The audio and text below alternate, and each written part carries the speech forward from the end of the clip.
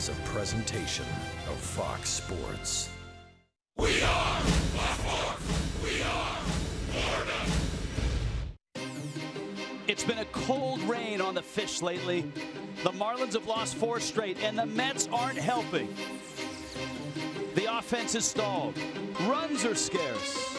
But tonight, the Marlins try to turn the page. It's the Fish and the Mets from the Big Apple.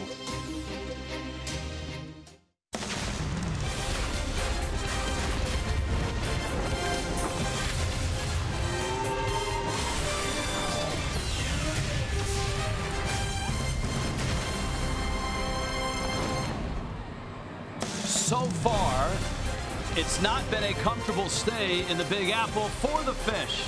Like the guy shooting that video on the island in the middle of Times Square. The Marlins have struggled here at Citi Field, and tonight they face an old nemesis. A 43-year-old nemesis, and they're without David Phelps on the disabled list, and fresh up from New Orleans, Jake Esch makes his Major League debut. Hi, everybody. Rich Waltz along with Preston Wilson. Where to start in this one? Let's start with the fact that the Marlins need a win. No matter the circumstances, the Fish have to find some traction, and they've got to do it with their offense. Well, it starts with having a game plan, and tonight you have Bartolo Colon, and you know what he features.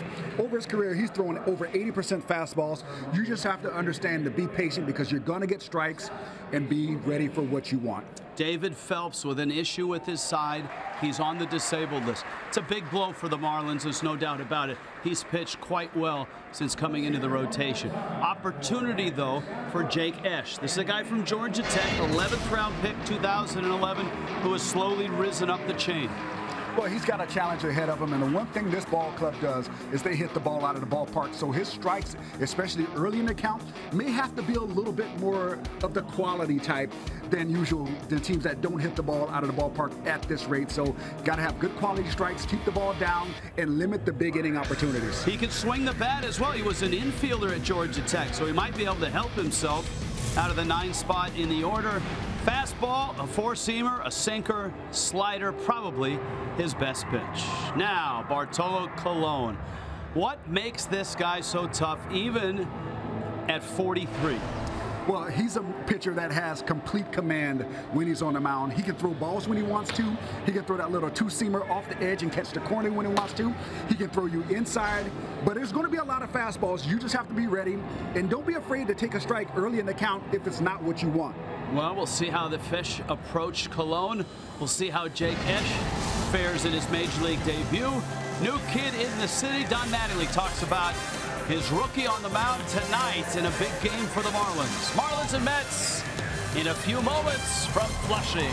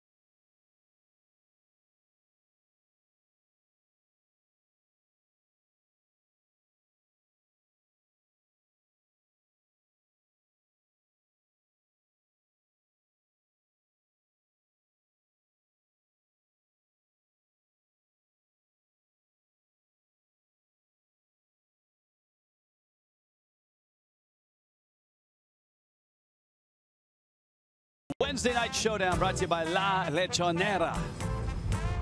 That's right. Fish, Mets, Jessica Blaylock down below on the field. Jess? Hey, Rich, the hits just keep on coming for the Marlins as far as injuries are concerned. David Phelps, who just joined the starting rotation back on August 5th, has been placed on the 15-day disabled list with a left oblique strain. Because of that, the Marlins have called up Jake Esch. He is making his big league debut tonight. Earlier today, I had a chance to talk to Don Mattingly, and one of the things we discussed were his expectations for Esch. You know, you don't quite know what to expect. So, you know, we'll see. Hopefully he gives us, keeps us in the game, and like we would ask of all of our starters, you know, give us a chance, keep us in the game, and we'll see what happens. What have the reports been from the minors on how he's been doing down there? No, he's been good. Started off in AA, ended up in AAA. We've seen him in spring. He's a guy that seems like, you know, since the second half of obviously I wasn't in the organization last year, but it seemed like since the second half of last year he's been coming, and we'll see what we get. As far as his minor league numbers are concerned, he has an ERA of 4.02 and a record of 35-38. Coming up next, it is first pitch in Game 3 of this series between the Mets and the Marlins. The Fish desperately looking to get back in the win column after dropping 4 straight games in a row. They will have Jake Esch on the mound. He will have to handle that Mets lineup tonight.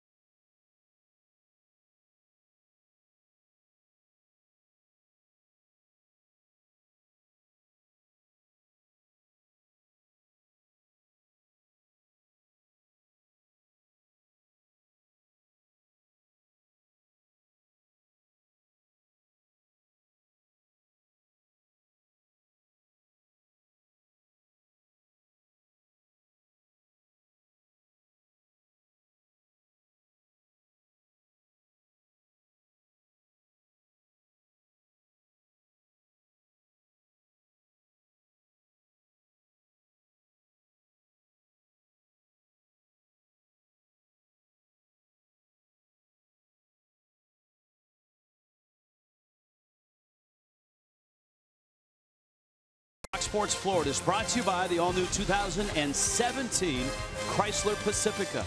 By Southwest, transparency, low fares, nothing to hide. And by your local Toyota dealers. Let's go places. That place, Citi Field in Flushing. Marlins and Mets ready to rumble. Marlins lineup is brought to you by UHealth Sports Medicine and Preston Wilson. D. Gordon's leading off. Marcell Ozuna's second. Martin Prado is in the 3-hole again. Christian Yelich cleanup. Xavier Scruggs is 5th. Ichiro 6th. JT Realmuto is 7th. Miguel Rojas is 8th. And Jake Esch making his major league debut, 9th. D. Gordon in the box. Bartolo Colon on the hill. And the 43-year-old Dominican in his 3rd season with the Mets delivers, and he misses up. Look at Colon, 5'11", 285. But the ERA is slender at 3.44. He's had a solid year, an all-star season. He was an all-star for the 4th time. And Gordon takes a cut at a letter high fastball. The count is 1-1. And you will see a lot of what you've seen already, a couple of fastballs, and he has an idea of how he wants to attack each hitter. Obviously, against Dee Gordon, he wants to keep the ball up in the zone at times, and it's going to be consistent all night. This is what he does. Gordon takes a running two-seamer outside. 2 for 5 last night, a double, RBI single. Breaking somewhat of a skid for Dee. It was 1 for 17 going into last night's ball game. Again, fastball up in the zone. That one letter high right on the edge of the strike zone. 2 balls, 2 strikes. Ozuna, Prado, and if anybody reaches, Christian Yelich. Those are the career numbers here in Citi Field. And he gets Gordon to chase a pitch up and in. Cespedes makes a catch.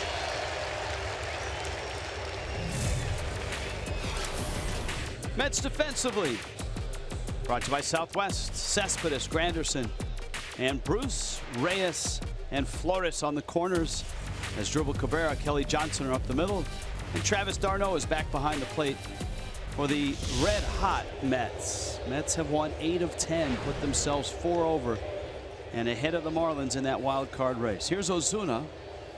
Marcel, for the second night in a row in the 2 spot, he goes after the first pitch and pulls a grounder to Jose Reyes. One of the things at the very top of the list for the Marlin hitters, talking to Frank Menechino, is don't try to pull Bartolo Colon. So let's scout him. Well, here it is. We're going to talk about what he does. And like I said, here it is. Throws over 82% fastballs over his career. He's going to make you hit it, but he has such good command, he can do that. He's pitched in 43 ballparks, faced over 13,000 hitters. Only 920 have gotten hits against him. And he's the last standing Montreal Expo, played on that team in 2002.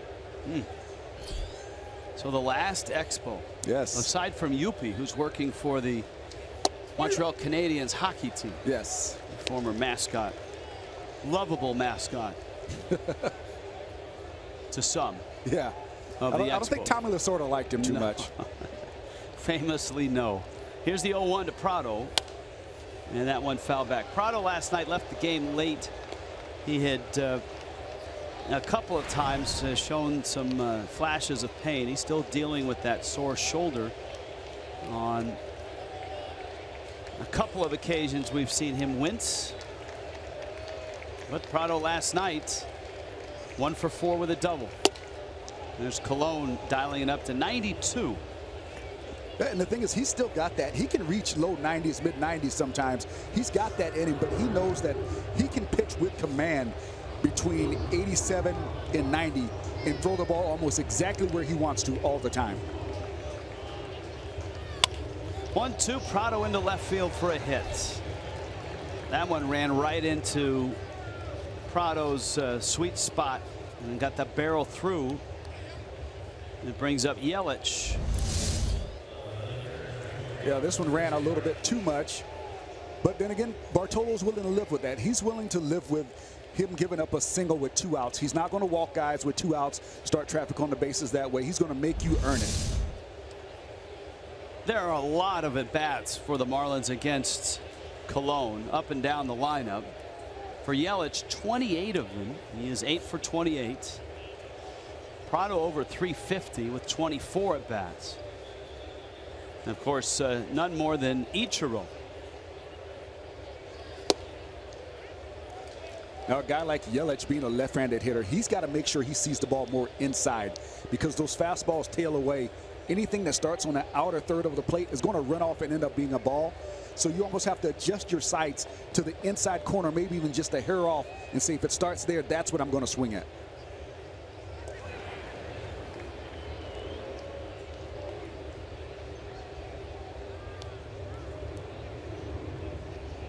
Wanted to Yelich, who last night in the first inning blasted a Seth Lugo offering over the left field wall for his 16th homer.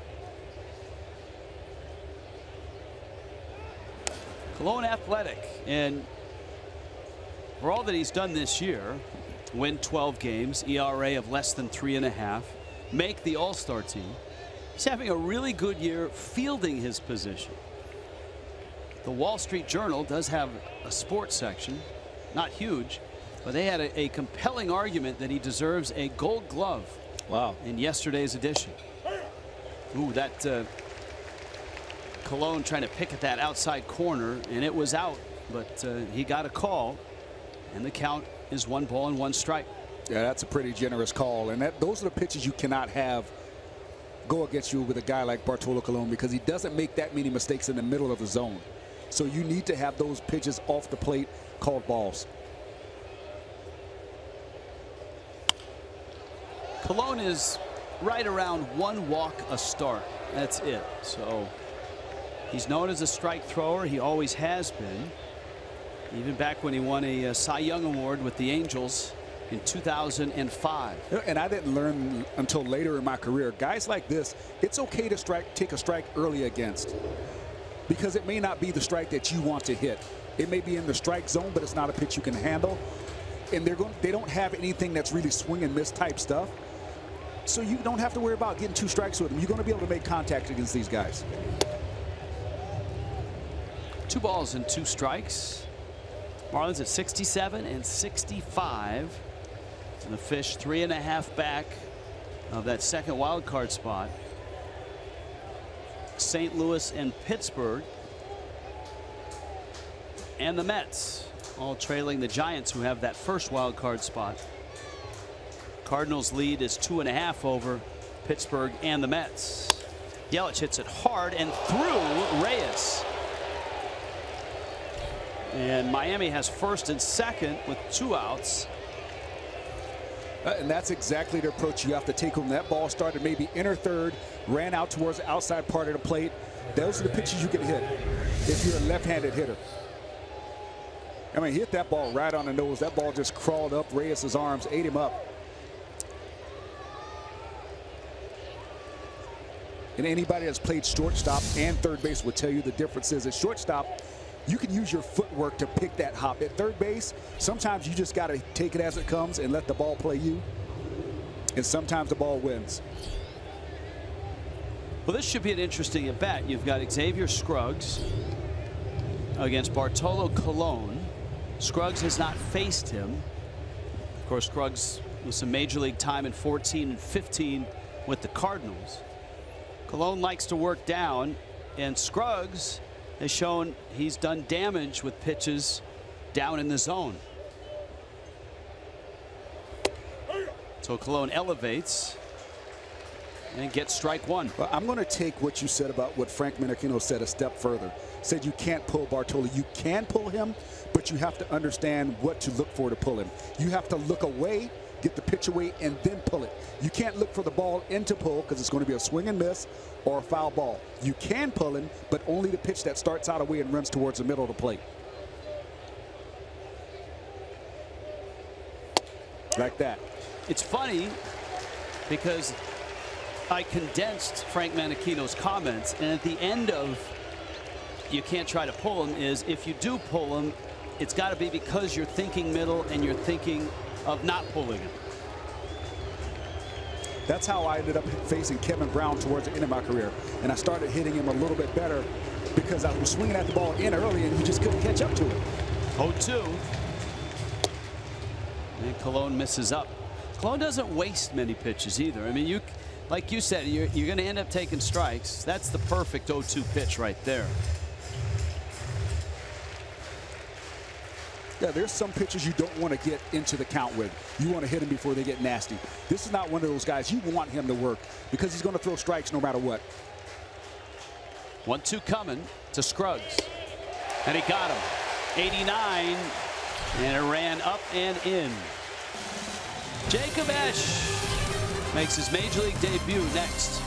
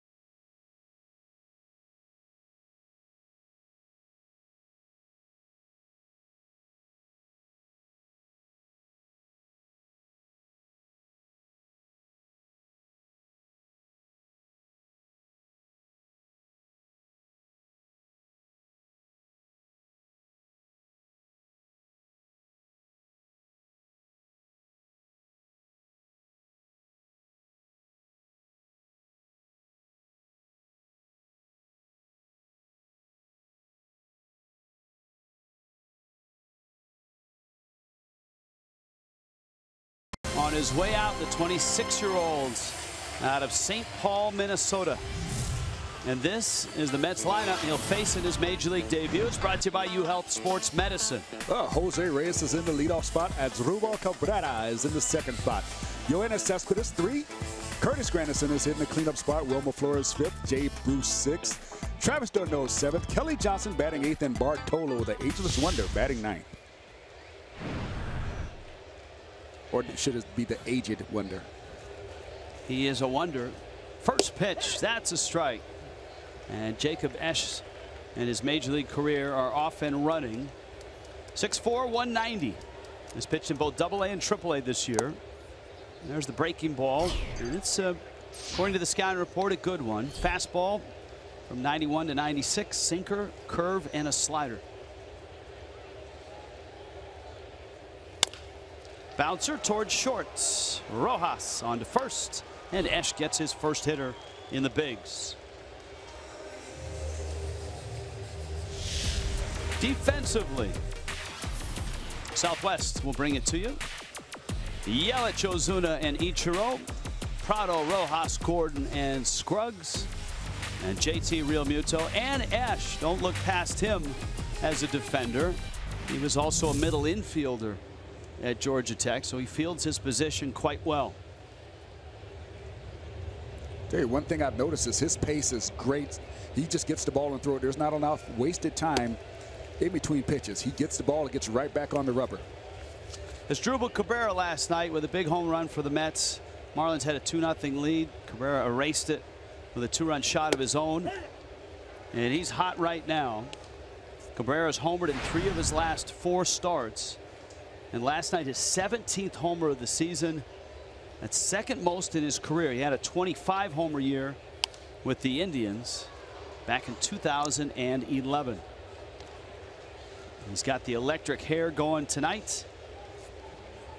None hotter in the National League. Rumor has it, Rich, that he didn't really dye it. He's just been so hot swinging the bat, his hair turned that color. That one fouled back to the screen. And the count now 1-2 to Asdrubal Cabrera. Jacob Esch went to Cretin High School in St. Paul. He now becomes the 3rd to get to the major leagues. And he's in some pretty tall company. The other 2 to get to the major leagues, Paul Molitor and Joe Mauer. Wow. And one other that was drafted, didn't get to the major leagues, but got to Florida State and got to the NFL, Chris Weinke. Oh, wow. Heisman winner, Chris Weinke. There you go. So that's got to be a pretty sweet trophy room in the gym.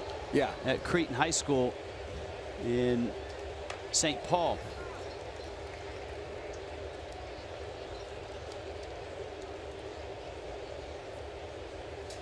He's 1-2 on Cabrera, who chases, and there's that slider. So Esch gets the strikeout. Cespedes comes up, and there's 2 outs here in the bottom of the 1st. Let's take a look at that slider you talked about, Rich. This thing has got some good down, sharp, late breaking action. That's right where he wanted it. Great job.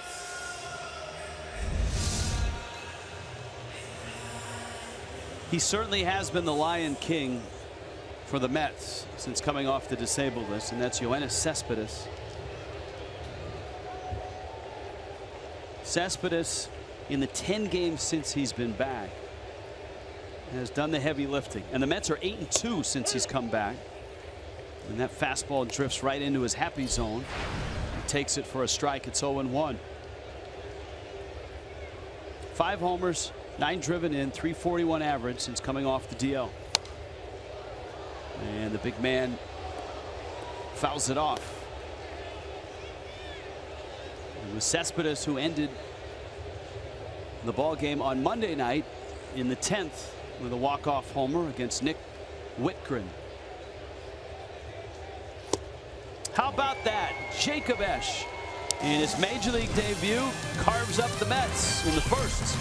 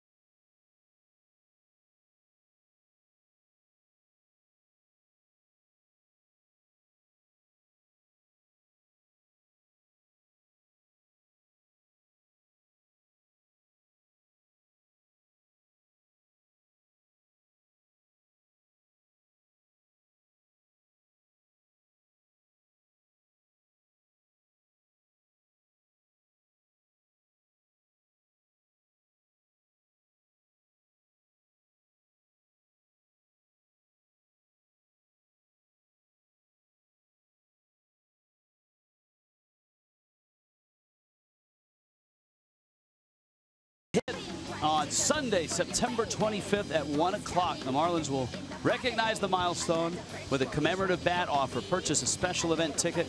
Get one of 3,000 limited edition full-size bats. For terms and conditions, visit marlins.com/Ichiro. Oh, two old combatants back at it here. Ichiro's first at bat of 2016 against Cologne. Look at that, 106 at bats. Only one walk. That's it. You got to, as Preston, you explained to me, the math's pretty easy when you get the one walk. Yeah. Bartolo throws strikes, and Ichiro does not mind swinging.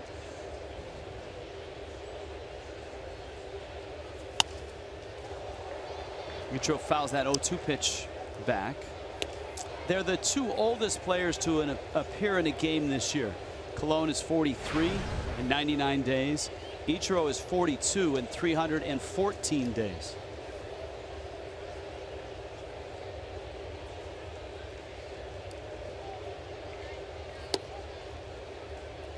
GMC gets in on it with a big matchup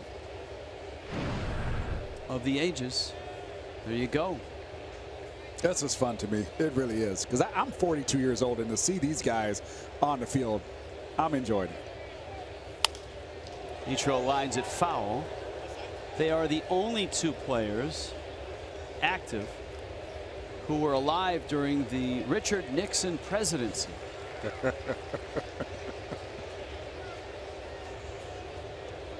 So there's that as well. 1-2. Cologne kind of stumbled after delivering that pitch. 2 balls, 2 strikes. Ichiro last night an 0 for 3 after 2 for 4 in game 1, including a double.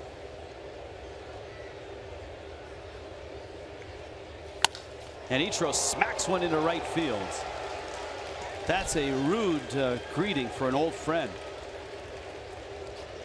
But of course, with Ichiro in Seattle, Cologne with the Angels, lots of matchups in the American League West. That's a good looking swing right there. This ball does have a little tail on it. Ichiro goes out there and hooks it. So 3012. He's now 8 hits from tying Rafael Palmeiro for 26th. And here is Real Muto. Nice to see JT bounce back with 2 hits, including a home run last night. And one of his outs was a line drive to deep center. He had an 0 for 5 with 4 strikeout night on Monday. Cologne's still very athletic and quick to first. Caught stealing percentage for Cologne is way above Major League average, 47% this year. He does a good job of holding runners. He's quick with his feet, so you have to be aware of that pickoff move. He makes you shorten your lead. Well, he throws it away, and Ichiro is on his way to second. I was just about to go through the criteria for a Gold Glove, that article from the Wall Street Journal. He didn't get a lot of help from Wilmer Flores, did he? No, that hit Wilmer in the glove, and when it hits you in the, well, actually, he didn't even draw leather on that. I hit Ichiro in the back. I thought maybe he should have caught it, but you know what? That throw is wide enough that I will say that's on Bartolo. Yes, after seeing that angle, I agree.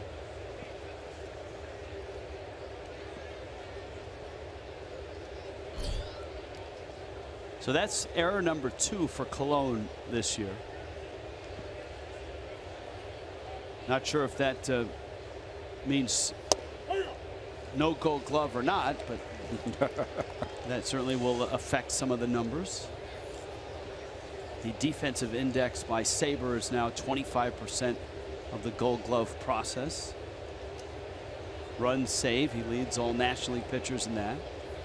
Has a ton of assists, 3rd, but now 2 errors. Real Muto takes in. And with a guy like Cologne, you almost have to just erase the inside part of the plate if you're a right-handed hitter.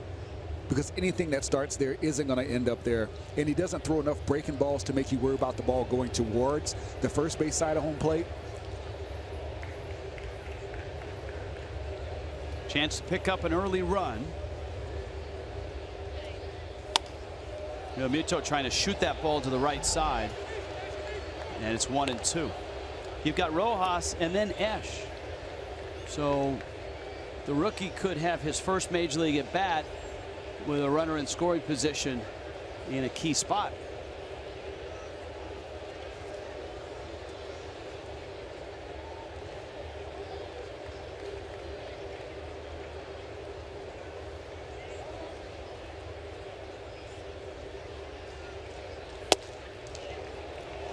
Colon poses, thought he had a strike, and he did. Yeah, he did. And so let's see what Realmuto does with his good fortune here. You got Ichiro with great speed out at second. Second inning here at Citi Field. Little tapper up the line. Reyes bare hands. Realmuto will beat it, and it throw gets by Flores. Ichiro will score. Realmuto to second. That's going to be a base hit and a throwing error by Reyes. Remember, it's Wilmer Flores playing first. The error goes to Reyes. Second error of the inning for the Mets. And Miami's on the board. Yeah, a couple things on this play. When you have the third baseman playing back like Reyes is, seeing behind the bag, when you got a runner that runs as fast as Realmuto does, sometimes you just got to punt on this and put it in your pocket. He's way past the bag. And Flores, you have to realize that when this ball is this far up the line, you got no chance to stay on the bag. You got to come and attack that ball to try to keep it from going in foul territory. But this is what the Marlins need. The Marlins need some breaks. They need the Mets to make some errors to help them get their offense going, because the bats have been a little slow. Second error of the inning, third already of the night for the Mets. And Rojas, terrific job there, punches it to the right side, and that moves Realmuto to third base. And so here's Jacob Esch, who was a pretty good hitter in college and has been a pretty good hitter in the minor leagues. In his first major league at bat, and he's got a runner at third and one out, and the Mets infield's going to creep in on him. See, I'm going to be honest with you, Rich. I think baseball at some point may need to adjust the scoring, because to me, that's a sac bunt.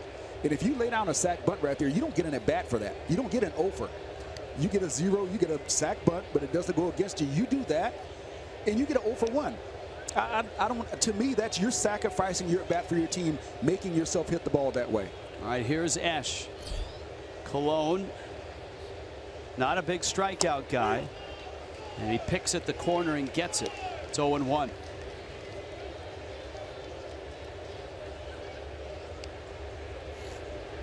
Long look down to Lenny Harris at third. This will be an interesting squeeze situation. You got Realmuto that runs really well at third. Esch is a good athlete, so he must handle the bat pretty well. Do you think anyone's ever squeezed in their first major league at bat? I don't know, but it would be interesting to see. Hey, there's the family. He's left about 20 tickets tonight. John in the orange shirt. You can tell by the nervous look that he's Dad. I knew that was Dad as soon as that pitcher came up. 0-2, and gets a piece of it here.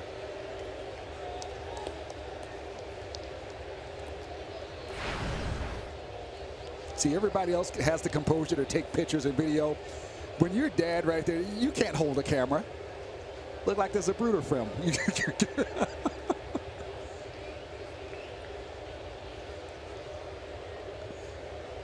Colon for the stretch. Realmuto at third.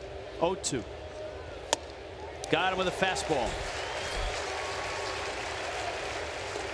And so here comes D. Gordon.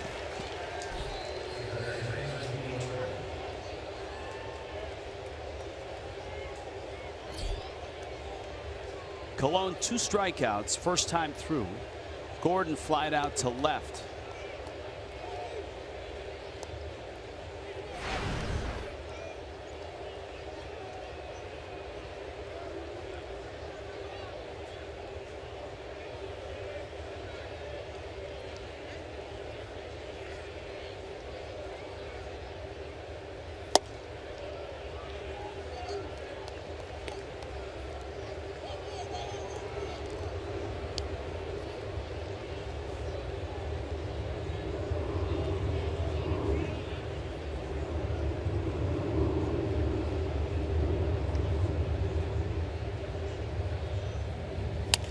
Gordon hits it out to short. Cabrera on to first in time. Miami's on the board. It's 1-0.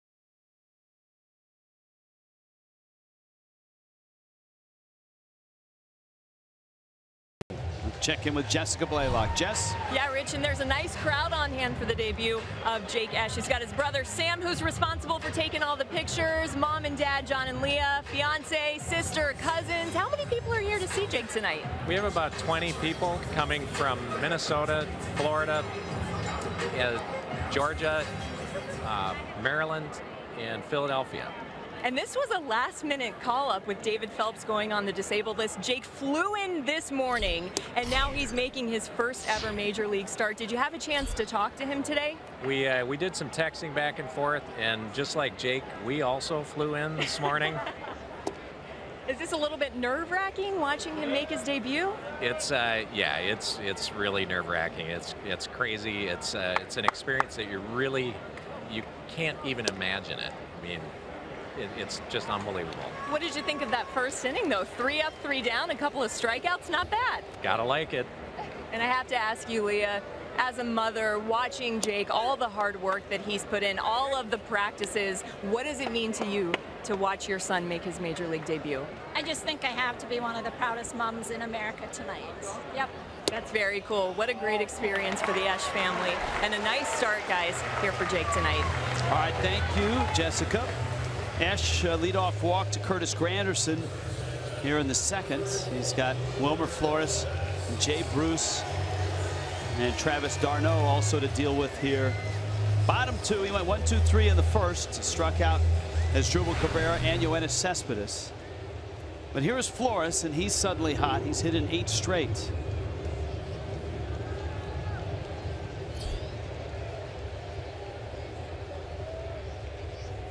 If you're just joining us and you're wondering where David Phelps is, he's on the disabled list with a strained oblique. And so the Marlins lose Phelps for hopefully less than the 15 days. He's backdated to the last time he pitched. That one pulled foul. The hope is that the injury will heal quickly and the Marlins are able to get Phelps back into that rotation. And obliques are so tricky. They are. And you see Esch called up from New Orleans. He's pitched in Jacksonville and in New Orleans. And he's pitched against the Mets minor league team, the AAA team. Crank to left, down the line and deep, and gone.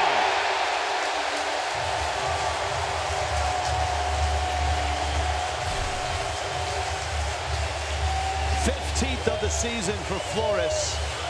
And the Mets have a 2-1 lead.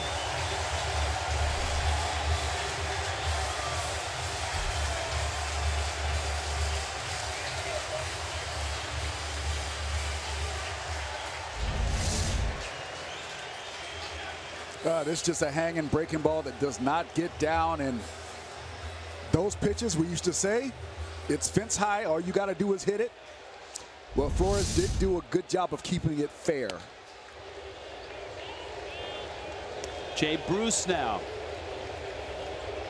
Well, the Mets are one of the homeringest bunches in all of baseball, and they've shown it in this series. They popped 3 last night. And now New York has 178 on the season, second most in the National League. Only St. Louis is at 188.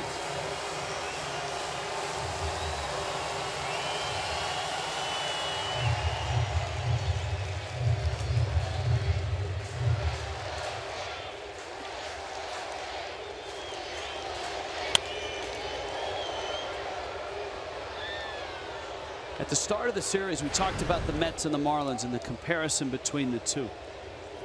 Marlins were getting good starting pitching, but not great hitting and not scoring runs. Bruce rolls it through the shift into center for a hit. The Mets, on the other hand, had a banged up rotation, but they were scoring runs. And if you take the last 10 games plus 2 innings, the Marlins have scored just 25 runs. The Mets 62 runs. And the Mets have popped now 20 homers in those 10 games plus the first 2 innings here.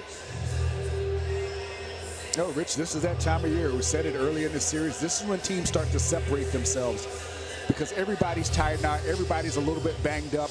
Now what your team really is made of really gets to show here, because sometimes just the pure athleticism and everybody being fresh, you can play through deficiencies in your ball club. This time of year is where it shows.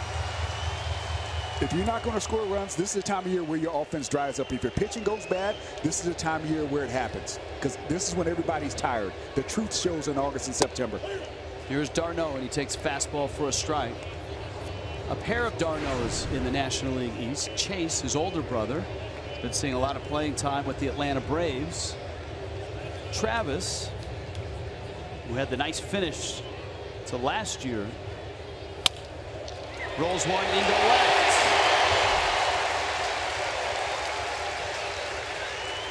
So a walk and then 3 hits. And here comes Kelly Johnson. This is just location right here. He's just got to get back to staying out of the middle of the zone, get the breaking ball down.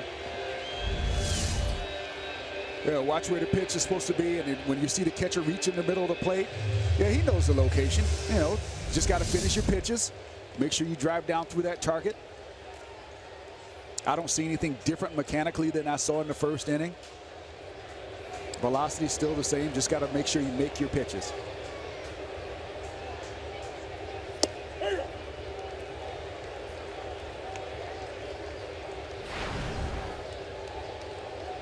Johnson an 0 for 4 in the series. Second tour of duty with the Mets. And Ash spots that fastball on the inside half. Last 2 pitches have been really good. Good smooth delivery. You can see him finish down through the target.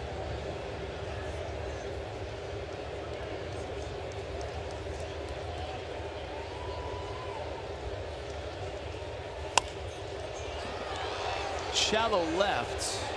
Rojas is out. Infield fly is called, and Rojas makes the catch. And it's Colon who comes up now with 1 out.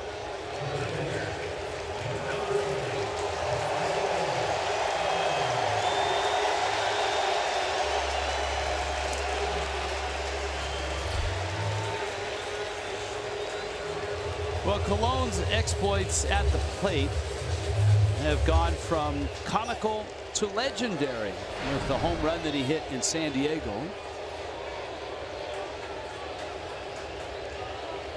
And his last start against the Phillies, he had 2 more hits, including a double. This was the San Diego. In the air to left field. Struck well. Upton going back towards the wall, and that ball is gone. Yeah, that home run essentially knocked James Shields out of the National League. A 2-run home run. His teammates love it. And knocked his teammates off their feet. Pitch comes in.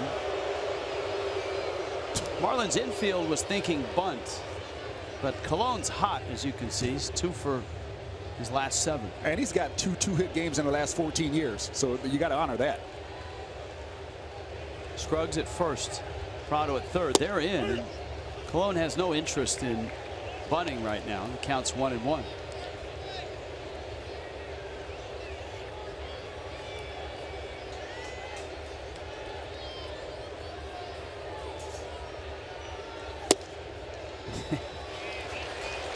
Not even a flinch of squaring around. So the count here is 2-1.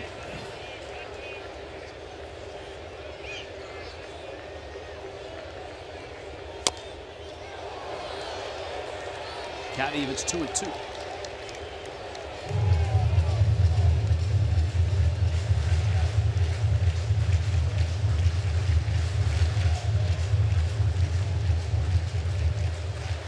Five hits this year, 3 sacrifice bunts.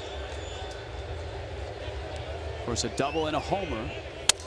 Busted bat on a hop. Scruggs goes to second for 1. Rojas to first in time to get the double play. Colon with a smile on his face, trying to get up to the line. He couldn't avoid the double play. Nicely done by Jacob Esch to get out of that without any further damage.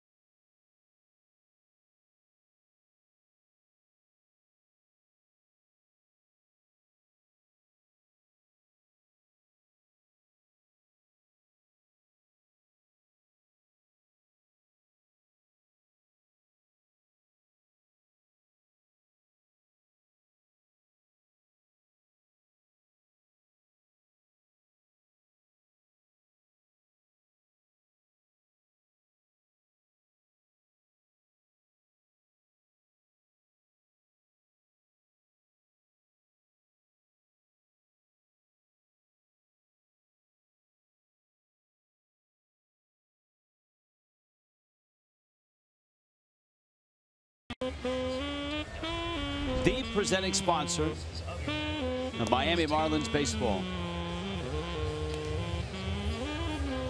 Very nice. Here's the double play, Preston Wilson. Great job by recognizing who's running. He took his time, gave a great feed at second base, gets back and finds the bag. And look at this. You understand, most times you're not going to try to turn this, but he knows Bartolo's running. If you get that lead runner, you got plenty of time. He gets back, finds the bag, gets the Marlins out of the inning. That's a good job by Xavier Scruggs. But Miami's lead short-lived from 1-0 to 2-1. And here's Marcell Ozuna with Martin Prado and Christian Yelich. Ozuna swung at the first pitch from Colon and bounced it to third.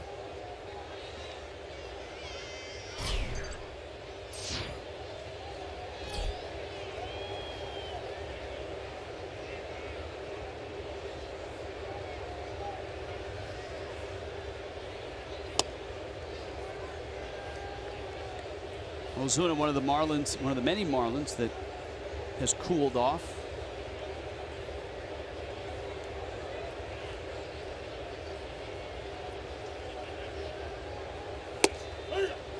And that word that Barry Bonds preached to him in spring training in the first half of the season, patience. For Ozuna, that's been hard to come by lately.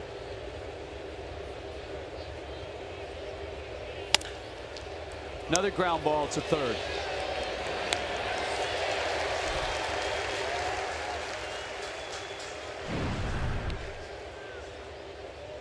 Quicken Loans brings you Rocket Arms. Oldest pitchers, last major league game. Satchel Paige was almost 60.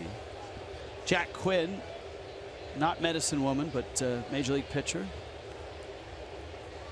Hoyt Wilhelm. Jamie Moyer at 49 in 2012. Phil Niekro and Bartolo Colon. I don't think enough has ever been said, and I know very popular and historical figure was Satchel Paige. How good he was for so long was ridiculous. I mean, it's unbelievable what he could do at that age, and he pitched in the major leagues. It wasn't like he was pitching in the minor leagues. He was facing the best in the world at almost 60 years old. What was his best pitch, Preston? Satchel Paige. He called it a P at the knees, Rich. Just a low fastball that he could spot where he wanted to. His appearance at that age, I believe, was with the Kansas City Athletics, Charlie Finley.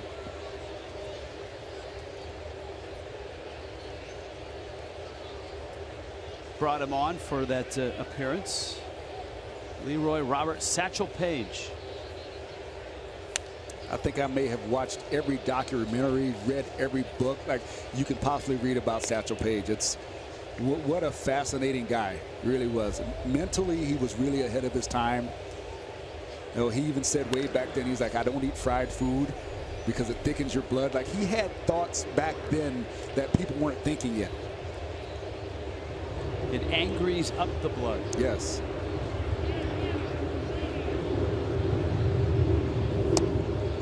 Prado takes out.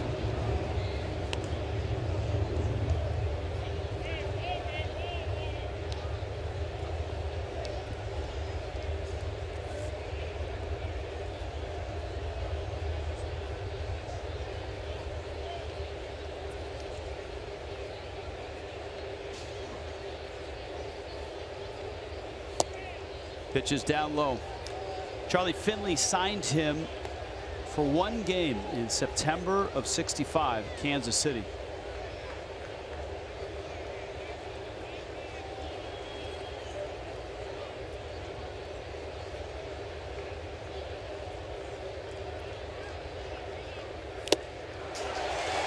And Prado strikes out.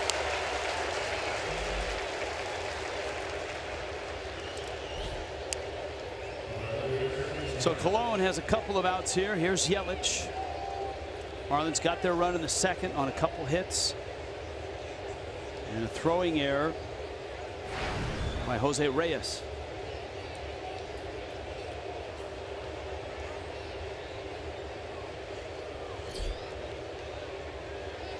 Reyes has 2 errors in the game.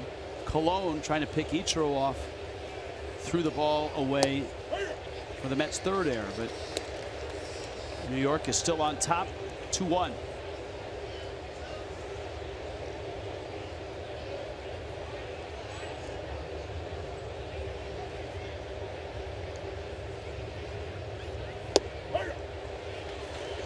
And Colon doing what he does, and that's pour across strikes.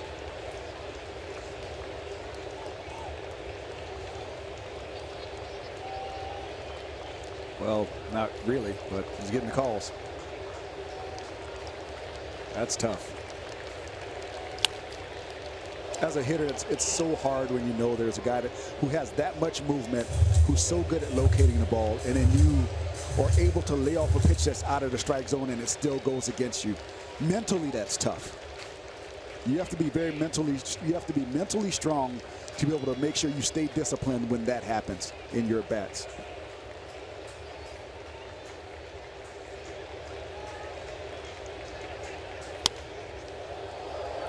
You see Darnell creeping out.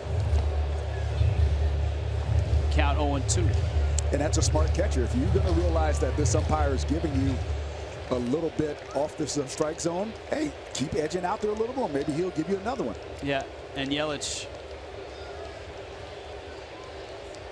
had to swing at that pitch. Pitch 4 right on top of pitch 2, which was called a strike.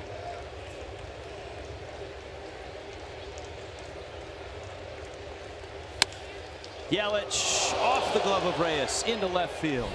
It's a really nice at bat by Christian Yelich, who's aboard for the second time, and it gives Xavier Scruggs in at bat. Yeah, and I got to think pitchers like this are tough for umpires too. That's a nice swing for Yelich. It's tough for an umpire to call because the velocity isn't so great that you can't see the ball. There's so much movement, and you have to try to determine when it crossed the front of the plate, whether it was a strike or not. Just the sheer movement alone makes it tough. It's a great point. When we sat down with umpires and talked strike zone 3 years ago, we had actually had a strike zone special. That running fastball, the cutter, the two-seamer, umpires told us is really the toughest one to call the pitch, because you identify it and it's on you at the last minute and it's moving side to side, diving, running, darting. Yeah, I think you're asking a umpire to do something that's almost humanly impossible with that movement that late, and then trying to judge whether it's crossing the plate at the same time. Robot umpires, Rich, just for balls and strikes. Just for balls and strikes. They can make the calls on the tag plays and be there to execute all the particulars as far as the rule book. You know, it always occurs to me that if there was any way for the catcher to be able to communicate to the umpire as to what was coming, because umpires, like hitters, have to identify pitches as well. I mean, if the umpire knew what was coming, that at least would give him a little bit of a head start. Yeah.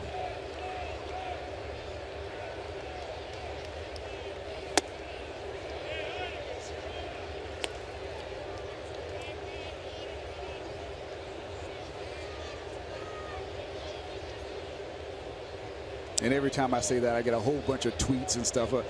My thing is, if you're really a baseball purist, then the purist that you should want the game to be officiated correctly. And that means the balls and strikes should be the same for everyone. And if you don't want that, then you're not really a purist. You just want it to be how you want it to be. Scruggs, left center field. Cespedes and Granderson. And it's Granderson who makes the catch. Marlins leave a runner. Colon got away with one. It's 2-1 Mets.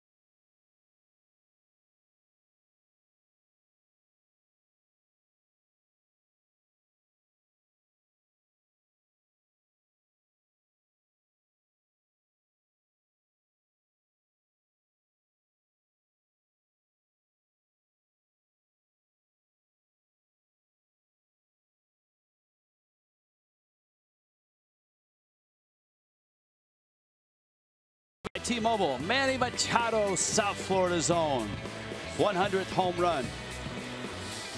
He isn't even 25 yet. Max Scherzer was on it. Ian Kinsler and the Tigers are hot. They beat the White Sox 8-4. Here tonight, Jacob Esch makes his major league debut. David Phelps on the disabled list. Strained oblique. Reyes takes out. Jose Reyes bounced out back in the first. Esch went 1-2-3 in the first, but the Mets got him for 2 in the second. Esch has it, fires. There's the middle infielder from Georgia Tech.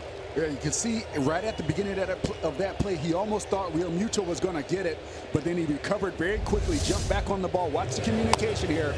Right there, he said, oh, then I get back on it. Nice job. And then the underarm throw, it's kind of that second baseman shortstop throwing from the hole. On target. Well done. Asdrubal Cabrera struck out. Of course, last night, Cabrera homered. Drives that one to center. Ozuna's there. And he makes a catch. Well, the top of the order seems to be no worry for Esch, although here's Cespedes, whom he struck out. Well, I kind of wonder if that at bat was still on his mind when he came out to pitch the second inning, because the location wasn't what it was the first time out. And then after he gave up the couple hits, then it looked like he got it out of his system, was right back to being down in the zone and locating better. And so far, these first 2 batters this inning have been what the first inning was.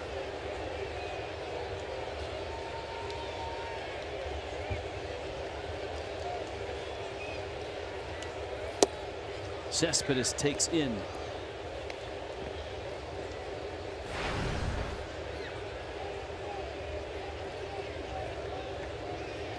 The Mets on a 10-game run since Cespedes comes off the DL. They've won 8 of them, and it's pushed them past the Marlins, up the ladder in the wild card chase. Marlins trying to stop that climb tonight. There's a slider that Esch has thrown. Good 2-0 slider right there. Cespedes definitely was not expecting that.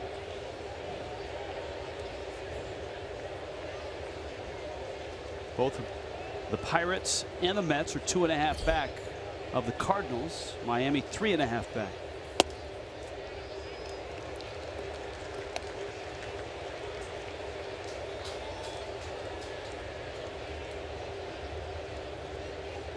The 3-1 pitch. And why not? 2-0 slider, 3-1 slider. That's when you're looking fastball and he's like, okay, he threw it 2. There's no way he's going to throw it 2-1. Oh, he threw it again. Yeah, that's when you got to make that trip around the world in the batter's box there. That's when you know you really got fooled. You're way off balance. That slider backed up on him, and he misses inside and walks Cespedes. And so here comes Granderson.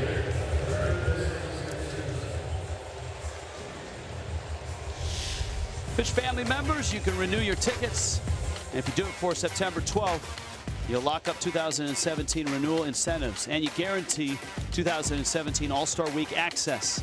And you get maximum savings, rewards, and flexible payment options. 1-877-MARLINS or go to marlins.com. Granderson can't hold.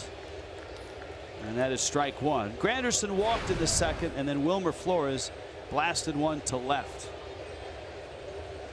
A 2-run shot, and that's the difference in the game.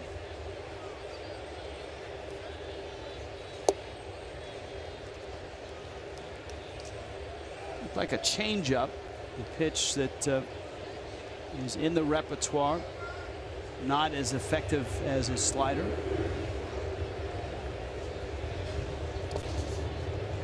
Good block by Real Muto. Speaking of the Cardinals and the Pirates, they're still in the Central Time Zone, and they're both still on the road. St. Louis is in Milwaukee. That game is just about to start. And the Pirates are in Chicago to face the Cubs. That's about to start.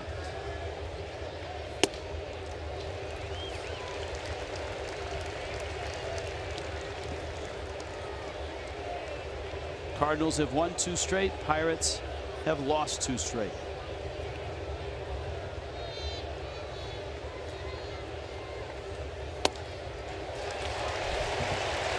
He really aimed that fastball. You can see he was thinking about throwing a strike. This is a good meeting for JT to go out, talk to him. Look, slow down. You got 2 quick outs, but we got to make sure we finish the drill this inning. Get back to being yourself. Finish your pitches. Just 6 strikes out of 15 offerings this inning. Wilmer Flores, last time in this neighborhood.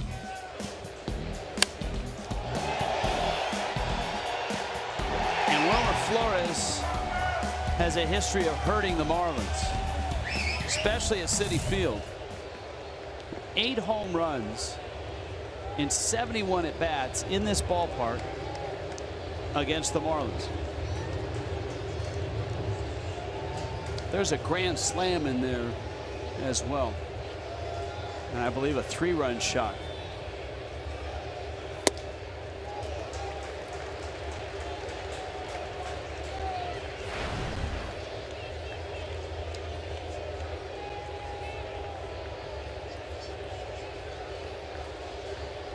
One and 0. Flores to center. Ozuna comes in. Now over dives. And did he get it? Yeah! Marcell Ozuna with the catch. Flexing that left hand. Yeah, that's one of those that looked like it did not feel good when the ball kind of carries a little bit further than you think. You end up landing on your wrist. Oh, yeah, you can see it. Yikes.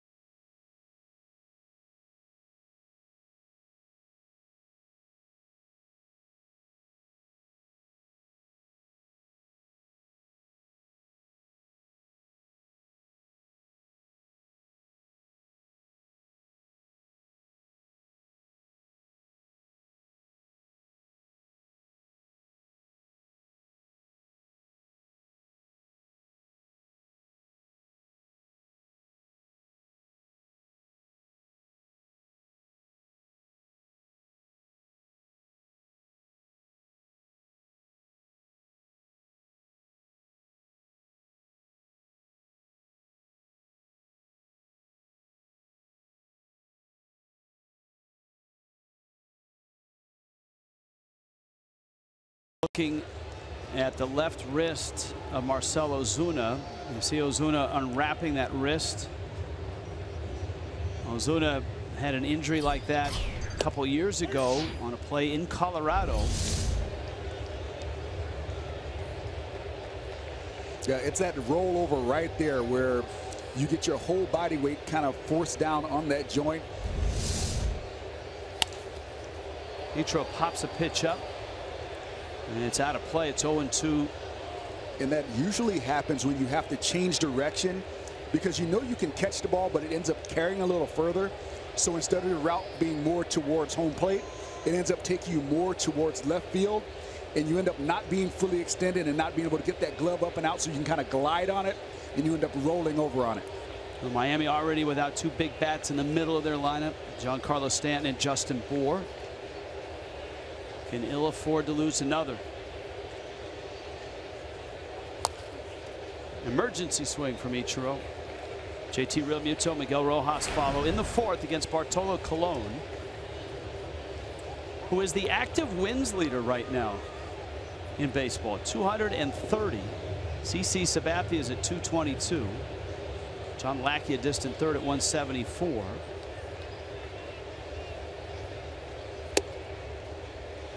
Of course, Mark Buehrle is retired, though there was, the other day I read a report where there were some thoughts of Buehrle jumping back into it, or someone wanting him to in September.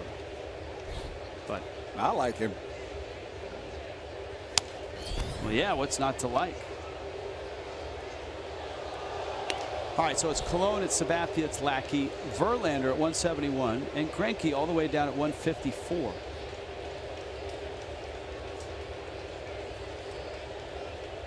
Will we ever see another 300-game winner? It's going to be tough.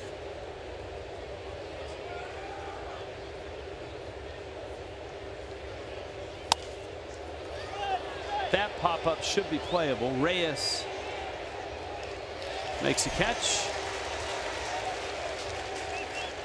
And out here in the 4th. Nobody sees sports quite the way Colin Cowherd and Jason Whitlock do. It's FS1's new daily sports talk show. Speak for yourself, weeknights 6 Eastern.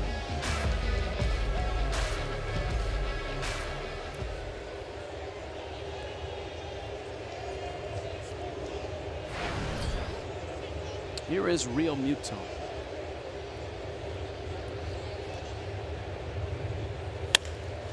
And JT rips one to left. Over for it, Cespedes, not going to get it. It's by him, it's to the wall. Realmuto to second with a 1-out double. It's one of the things that happens to an outfielder when his legs aren't completely healthy. You have to adjust your routes to compensate for your lack of speed. Cespedes takes this route like his legs are fully healthy, instead of he's got a bad quad and that ball ends up going by him. He's going to have to adjust his routes to make them deeper so he can cut balls off. If not, this is going to happen for the rest of the season. You just got to realize, look, my legs aren't full strength. I don't have that burst of speed that I can take those direct angles. I have to overplay the ball a little bit. We've seen it throughout the series. Balls in the gap. He's been jogging after. It puts a lot of pressure on the center fielder to get to balls.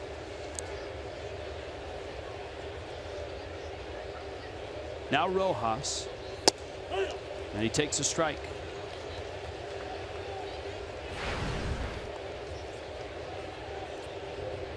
This is the 19th season of Bartolo Colon in the big leagues. As Preston documented, he's the last remaining Expo.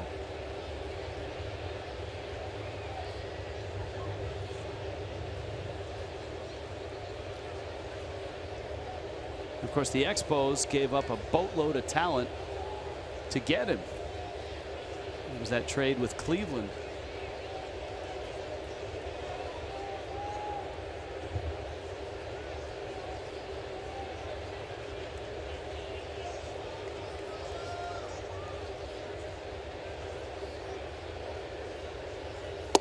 He threw hard back then, though, man. It was 96, 97. Still threw a lot of strikes, but woof.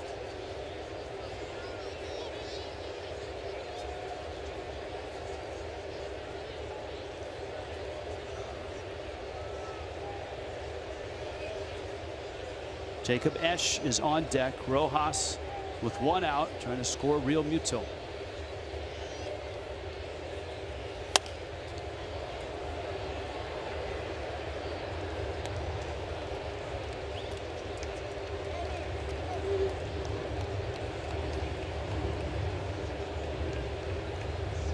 One and two.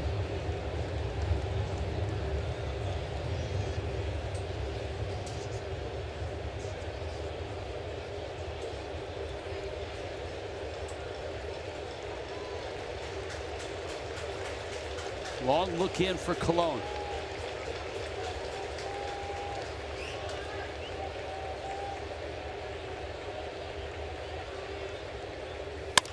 Rojas to short. Good jump by Realmuto. He's going to get to third. And so it brings up Esch again with Realmuto at third, just like in the seconds. This copyright telecast presented by the Authority. The Miami Marlins may not be reproduced or retransmitted in any form. Accounts descriptions may not be disseminated without the express written consent of the Marlins or Jacob Esch's family, who are here in great number tonight to see this 26-year-old make his major league debut. Colon struck him out in the second.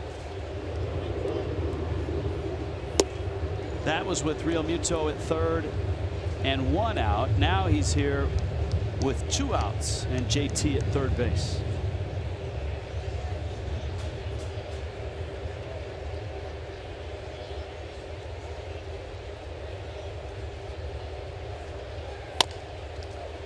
Back to him.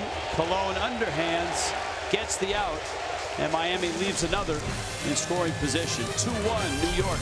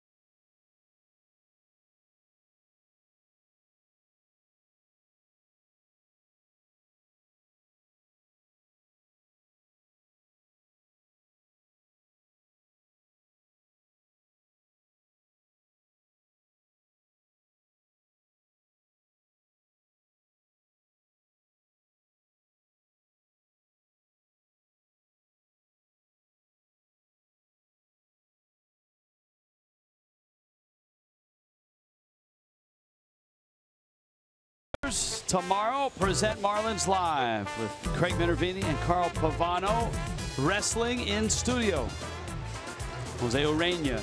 And look who's pitching now for the Mets in Game 4. Jacob deGrom will make the start.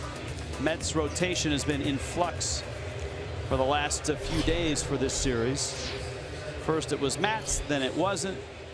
Now it's deGrom who makes the start on Thursday tomorrow. Well, when last we left center field, Marcell Ozuna was flexing that hand after that diving catch. And Ozuna is now out of the game. Ichiro is in from right into center. And Jeff Francoeur off the bench. We will get you an update as soon as we can. This was with a couple runners on and 2 outs. As we watched it in slow motion, watch the wrist just fold over and then fold over again as he rolled over on the glove. He held it, but he got medical attention as soon as he got into the dugout. So Don Mattingly has had to withstand gut punch after gut punch, whether it's Bour, whether it's Stanton, whether it's Chen or Conley or Ramos or Dietrich. Now Ozuna is out of the game. And the tough part of that is that your center fielder, who is always very necessary for your defense, and he's one of the few power threats that the Marlins have in their lineup. Jay Bruce singled back in the second. Bruce having a really nice season power-wise in terms of doubles. Smokes a ground ball off the glove of Gordon, who dove but couldn't hold it, and now slams his glove into the grass. Bruce has yet to get going as a Met, though. He's 2 for 2 in this ball game. And here comes d'Arnaud. Jacob Esch threw 3, has walked 3, struck out 2, and the 2-run homer by Wilmer Flores is the difference in the game.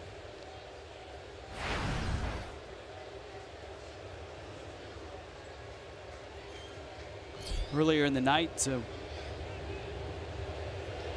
Satchel Paige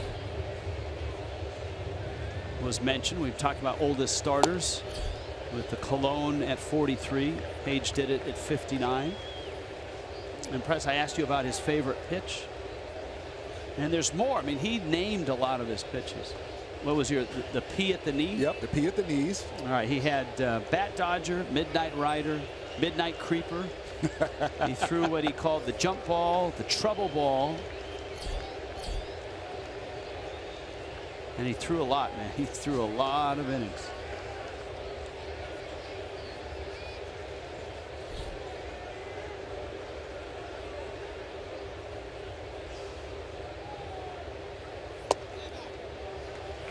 Esch misses, and it's 2-0 on the Mets catcher.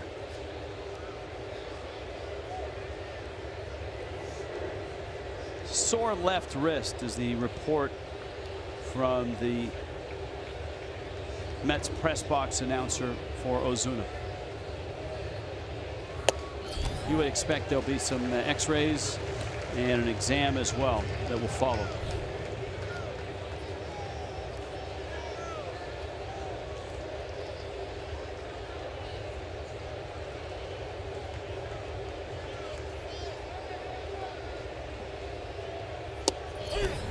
A strike, and that one almost ran in off the strike zone. So Francoeur's in right, Ichiro's in center.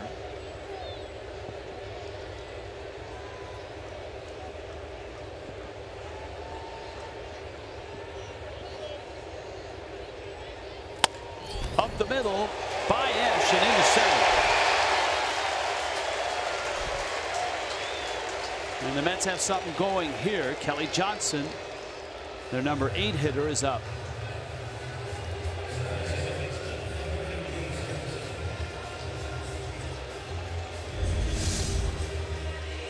Just right back up the box.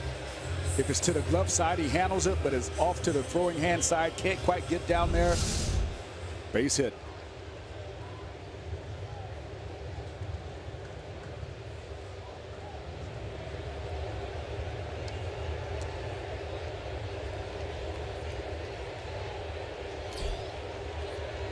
Kelly Johnson up. Popped up to shortstop his last time out. Had the infield flyer rule call.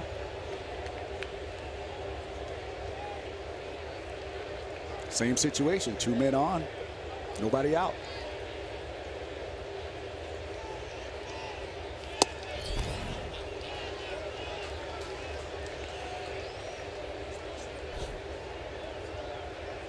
Ball in a strike, nobody out. And the ball strike ratio not the best. Line into center, that's a hit. Late start by Bruce. Ichiro has it. Bruce will hold, and Ichiro unleashes from deep center field. Fans aren't happy. Bruce did not get a good read on that ball. Base running is so important. Jay Bruce does not realize that this ball is a base hit. I don't know how. It's about 7 feet over the shortstop's head. There's no way he's catching it, and it's way away from the center fielder. That's a classic case of not knowing where outfielders are before the ball is hit, but even more so, it's just not paying attention. That ball's a base hit off the bat. You have to be running on that. So that's a break for Miami. But the bags are loaded for Bartolo Colon. If there's a way you want to endear yourself to your teammates, even when you're struggling, it's doing the little things. And something like that, just being ready to score on a base hit, helping out your teammate. That teammate gets an RBI for that. Kelly Johnson would get an RBI if Jay Bruce is doing his job. The team gets a run if Jay Bruce is doing his job. In that case, that did not happen. So when you're struggling with the bat, they got to give you mental days off, and then you do get on base, and then you don't run the bases correctly, you're not making a great impression with your organization.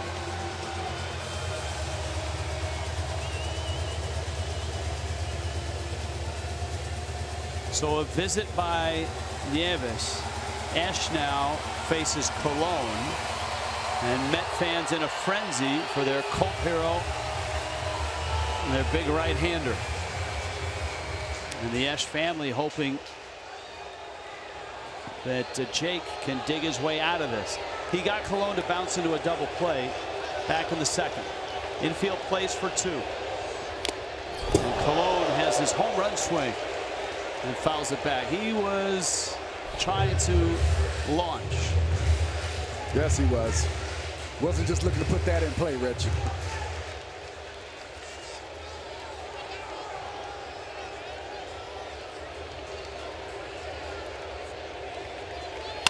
Cologne bouncer. Prado's got it. Comes home 1. Real Muto takes his time and whips it to first for the second out. And now Bruce, failing to score on that hit to center, is starting to sting. Esch needs an out here to really make it hurt.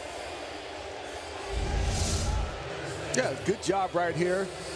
We saw early in the series where JT took a little bit too much time. This is a base runner that you can take time with and make sure you clear.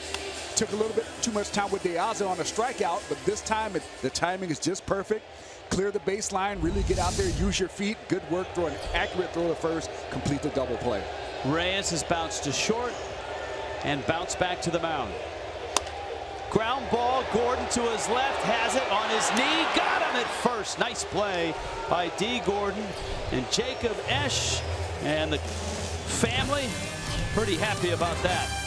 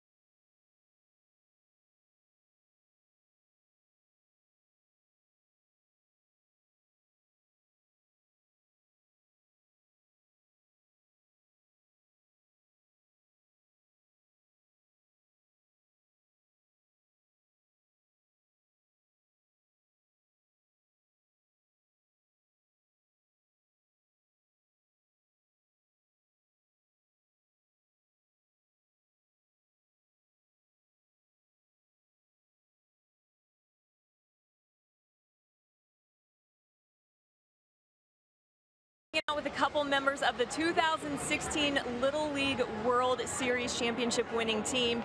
This is Brody Raleigh and this is Jordan Owens. Guys, how exciting was it to win the Little League World Series? That is the biggest tournament for youth baseball. I mean, we put in the hard work, paid off. It was cool to make it to Williamsport, but it was better to win it. No question. And you guys were the first team to represent the United States that has won it in 5 years. How cool was that? It feels pretty good to be the first team in 5 years to win it. It's pretty amazing for a small town in Maine-Enville to go all the way. Yeah, for sure. And you guys had an opportunity to come to batting practice earlier today. You met a couple players from both the Marlins and the Mets, right? Yeah, we actually we were talking to D. Gordon and a little bit to Cespedes. And how cool has this experience been today, just getting to be on the field for batting practice and meet some of those players? It was really fun meeting the players, having them sign our balls. And especially a guy like D. Gordon, who has such a great personality. Well, congratulations on winning the Little League World Series. Thank you. Rich, back to you. Yeah, that's pretty cool. And this, of course, the first pitch from their head coach. Hey, see number 16 right there, Riley? He was my teammate in Double-A, Matt Riley. We called him Railroad Riley at 39 home runs in Double-A Binghamton. Never made it to the big leagues with the Mets, but see that dude right there with that big old smile? He's one of the coaches for that team. Matt Riley. They called him Railroad Riley because there was a railroad track behind left field. He used to consistently hit home runs over the railroad track. Wow. How cool is that? Jeff Francoeur leading off. Martin Prado, Christian Yelich.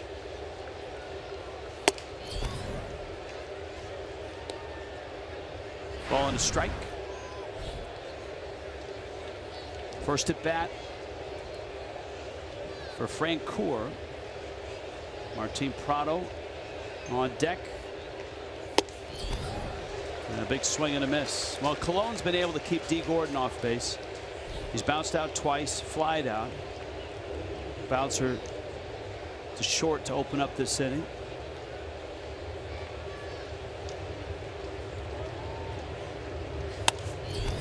Francoeur pops it right field line, and Bruce runs it down.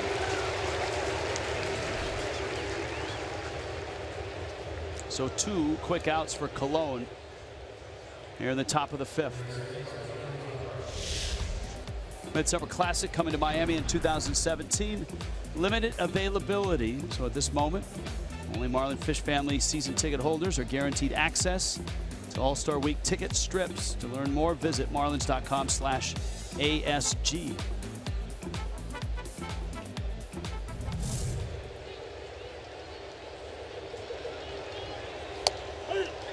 Cologne has given up some hits. Miami has 5 of them, but he has spread them out through the first 4 innings.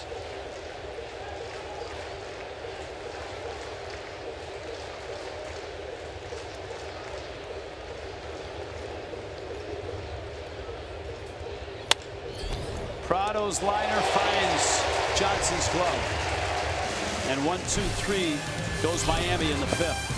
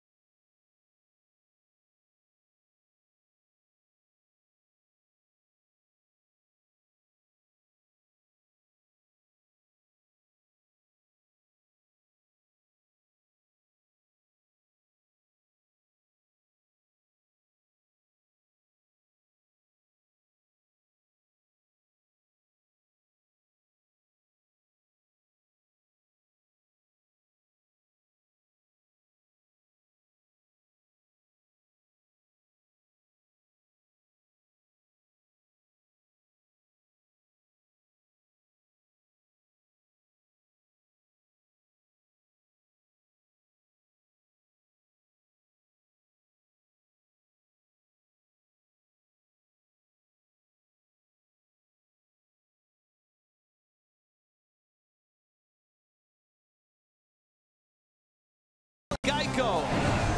This was Jeremy Hermida's first big league at bat. Pinch hit grand slam. Look at Miggy with that full head of hair. Marlins lost to the Cardinals 10-5, but for Jeremy Hermida, that started his major league career in 2005. Here tonight, the major league career of Jacob Esch starts, and through 4 innings, he's given up 2 runs, and he misses out to Asdrubal Cabrera. He gets the big bats of the Mets: Cabrera, Cespedes, Granderson, and Flores. D. Gordon gathers it in, and Asdrubal Cabrera, as hot as he is 0 for 3. Mike Dunn is up. Man, I don't think anybody expected Esh to come up and be a world beater, but I have been impressed with his poise. It seems like even when he's gotten in trouble, he's been able to pull it back together and make pitches. Sometimes you get a young guy up in his first start in the big leagues. Once the trouble starts, they can't stop it. And he's been able to get the composure back, find the mechanics, and get the ball back down in the zone and make pitches. So I've been very impressed with that.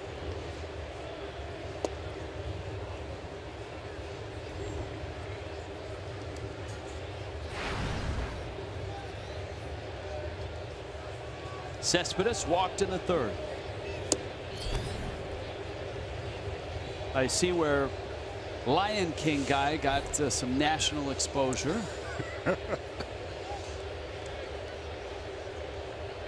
There's a 2-0. That was back on Monday night. The gentleman in the suit. The dramatic Cespedes home run. He was not here last night, though. Well, Broadway was back on, man. That's right. He had to go back to work. Broadway was dark on Monday night. Soft fly ball. Francoeur charges, and it plops down right in front of him. So a hit for Cespedes. And here comes Granderson.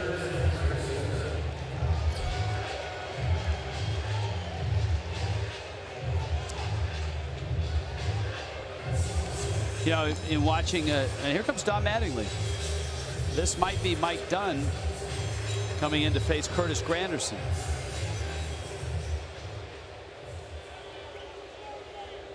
Jake Esch. And only 71 pitches. I guess he doesn't want him to face Granderson, but I thought the economy of pitches was good. Thought he's gotten back to getting down in zone. It's a bloop single, not really a hard hit from Cespedes. Well, the family's pretty pleased. Mom loves it. So his major league debut here in New York, he leaves in the 5th, trailing 2-1. Wes Kendall Toyota call to the bullpen.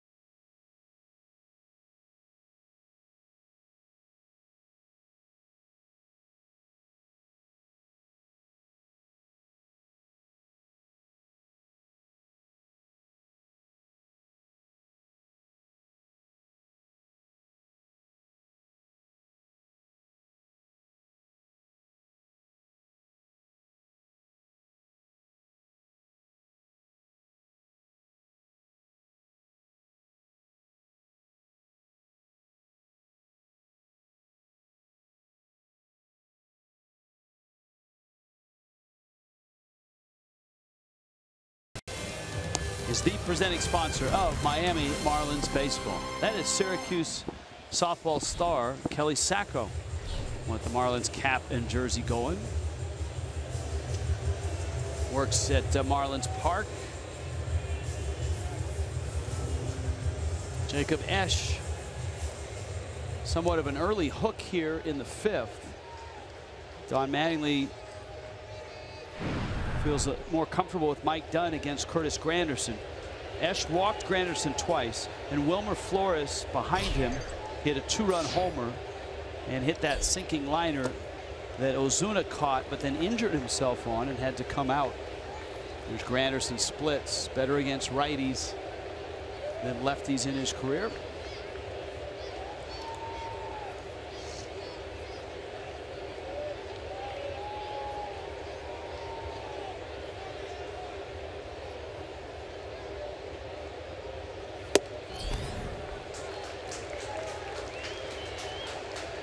2-0. Granderson off the bench last night was just devastating. 2 homers, 3 runs driven in. It's not easy to hit 2 homers in a game where you don't start. In fact, in Mets history, it's only happened a couple of times. Scott Hairston did it, and some guy named Hawk Taylor back in 1964.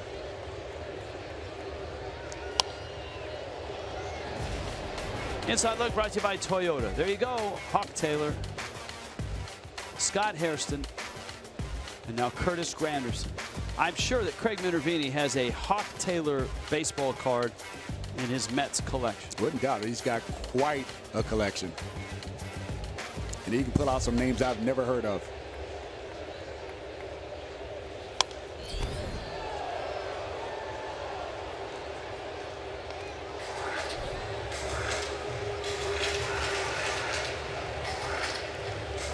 Done in this facility. Very good. 2.11 ERA.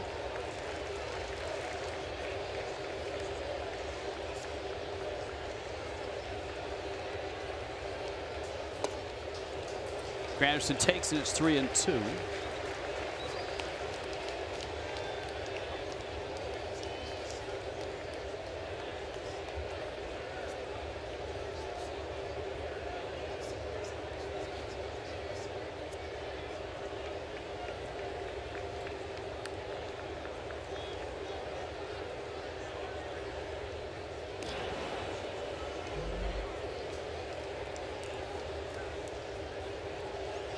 One-run game in New York with 1 out. Cespedes at first.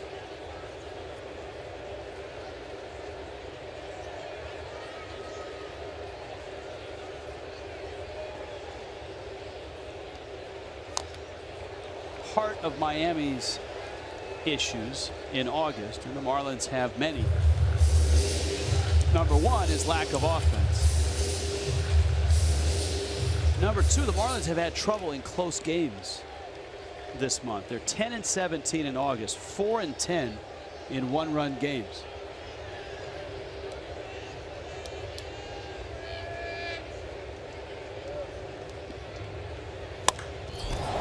Granderson center field. Ichiro, track, wall, leaps, got it!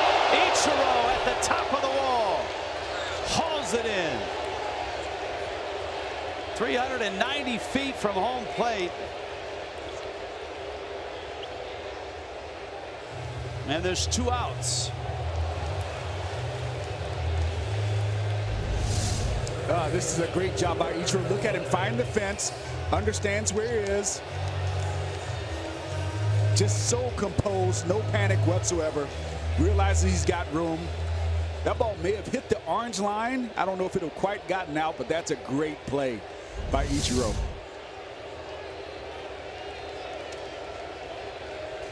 Now Flores.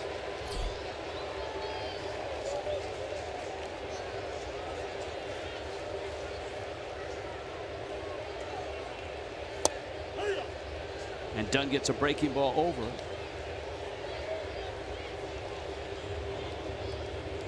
So Granderson's retired for the first time, and it took Ichiro with a really nice play to do it. Flores' hit streak is now at 9 straight. The 2-run homer extended it in the second. And he hits lefties extremely well. In 2016, he's in .344. That's a 32 for 93 clip, and he's got 10 home runs versus lefties. So it doesn't get any easier right here, Rich.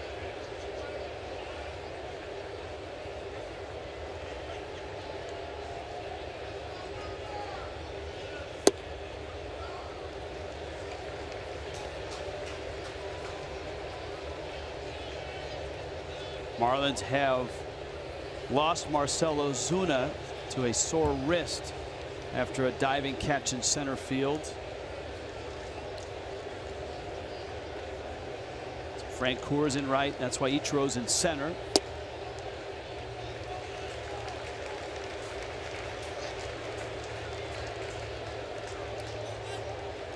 Ichiro hasn't played a lot of center fields in the major leagues. In Seattle, he was almost exclusively in right field.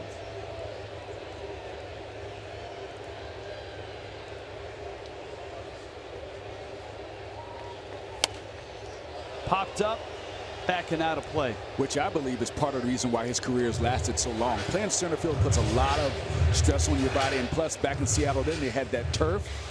So not having to roam all that round. They didn't have turf in Seattle back then in the Kingdom? Nope. 2001 he arrived. Safeco Field had just I thought he was there before then. Okay. But even so, the amount of ground that you have to cover in center field is a lot of stress on your body. It moves you around the right. A lot of ballparks when your dugout is in first base, it's a short run. For some reason, I thought he was in the Kingdom. No, Jay Buhner was there in the Kingdom playing right field. That's right. Griffey in center, Buhner in right. And your point, though, the turf took some years out of Buhner, and it took some years out of Griffey. Yeah, it's tough. I played on it, and there were some times where your back would be sore, and that wasn't my home ballpark. So you know those guys, it was rough on them. On 3-2 with 2 outs, Cespedes was on the move. And that was back when turf was not really turf. It was like green, hard carpet over a parking lot. It was absolutely atrocious, and it's a shame that that went on for that long in professional sports, to have athletes at the highest level playing on that. It was really unsafe. It really was. End of the bat, and that's going to squirt foul. So Wilmer Flores, whose 2-run homer is the difference in this ball game. Mike Dunn trying to leave Cespedes out there and close the book on Jacob Esch and his major league debut. Esch 4 1/3, but he left here in the 5th.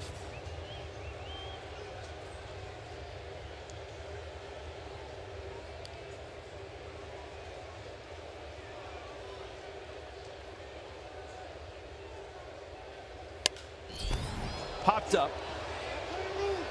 Xavier Scruggs makes the catch, and Mike Dunn does it. Nicely done. Jacob Esch, major league debut officially in the books.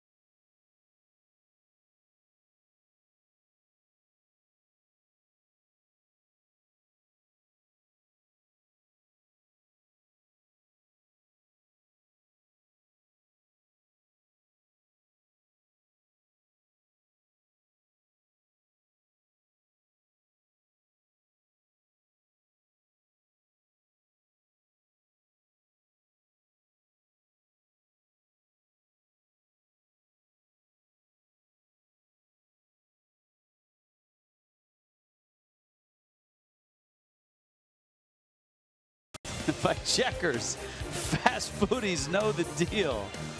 And by Bank of America. And there's our buddy, the Lion King, and that's tall boy number 5, I think, the other night.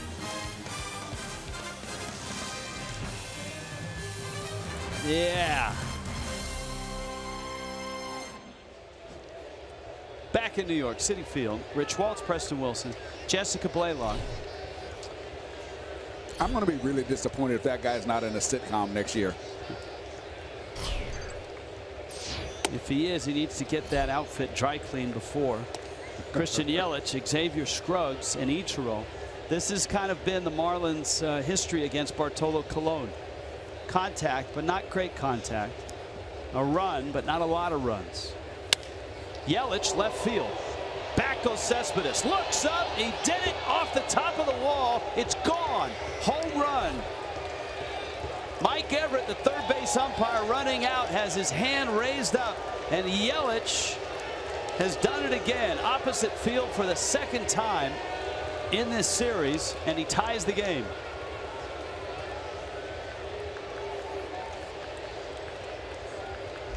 Take a look at this, see what it actually hit.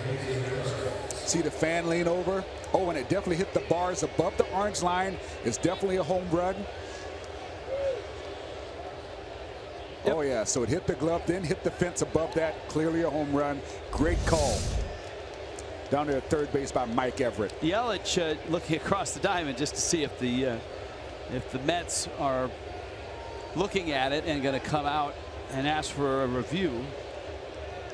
But 17 now for Yelich in a 2-2 game. Scruggs takes a fastball up. Yelich and Prado are kind of the last guys standing in the middle of that Marlins lineup.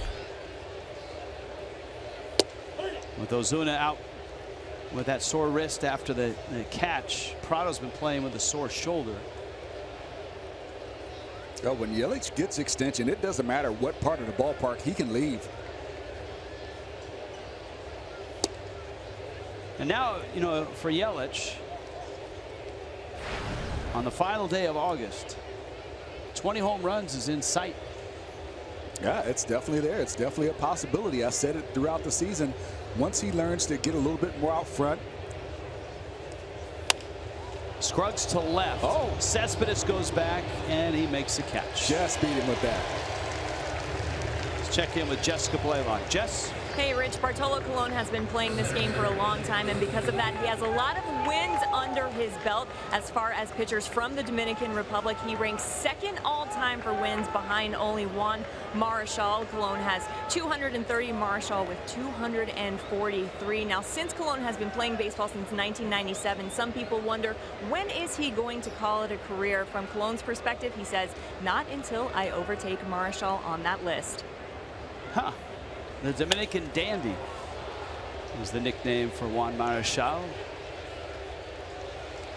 Flores retires Ichiro on a pop-up. 1-for-3 night for Ichiro. And here comes Real Muto, and JT is 2-for-2.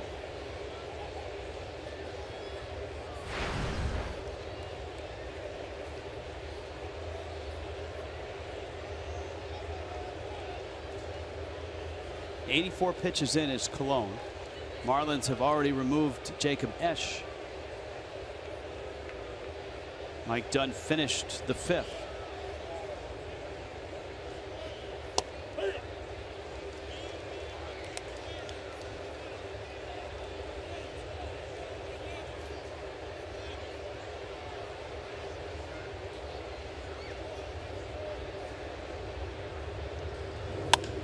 Real Muto into right field. Boy, is this nice to see. Real Muto, for the Marlins especially, with a lot of the big bats popping and falling out of the lineup. And you got Real Muto, who's been catching all year and you know is tired and worn down, to all of a sudden perk up with a home run and 2 hits last night and a 3-hit night here. And his numbers against Colon now 8-for-20. Here's Rojas.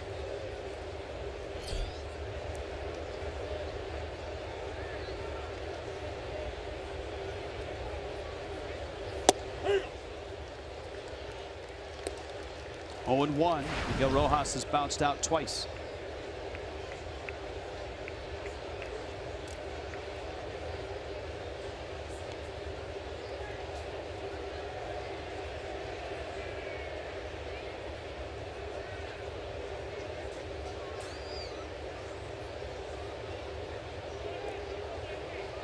We had that Geico moment with Jeremy Hermida hitting his grand slam in his first major league at bat.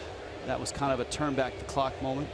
I just had one of those scanning through the storylines from today in baseball. In San Francisco, Paul Goldschmidt hit a shot to left center field, and he was robbed by a giant center fielder, Gorkys Hernandez. How about that? Wow.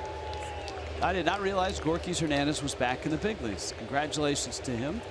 He was a guy that was involved in like 9 different transactions with the Marlins and the Braves and the Pirates, and so he's in San Francisco. He made a great catch, robbing Goldschmidt of extra bases.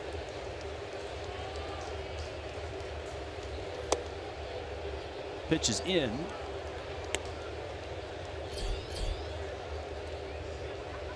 Giants, by the way, beat Arizona 4-2.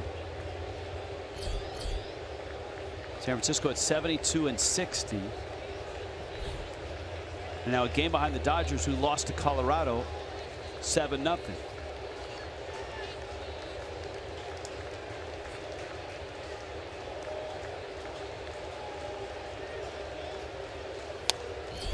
Rojas fouls it back. A lot of early games today of note. How about Texas right now? I mean, they're really swinging it. They beat Seattle 14-1 and beat King Felix in the process. Texas now 80 and 54.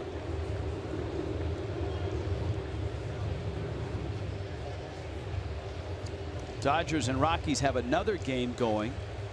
That 7-0 Rockies win was the first of the day. 5-2 Rockies in the third. Rojas shoots it right field. Bruce dives. Did he get it? Yes, he did. Sliding catch. There was some white showing, but both umpires have the right hand up. Miami has tied it. Christian Yelich opposite field. Again, 2-2.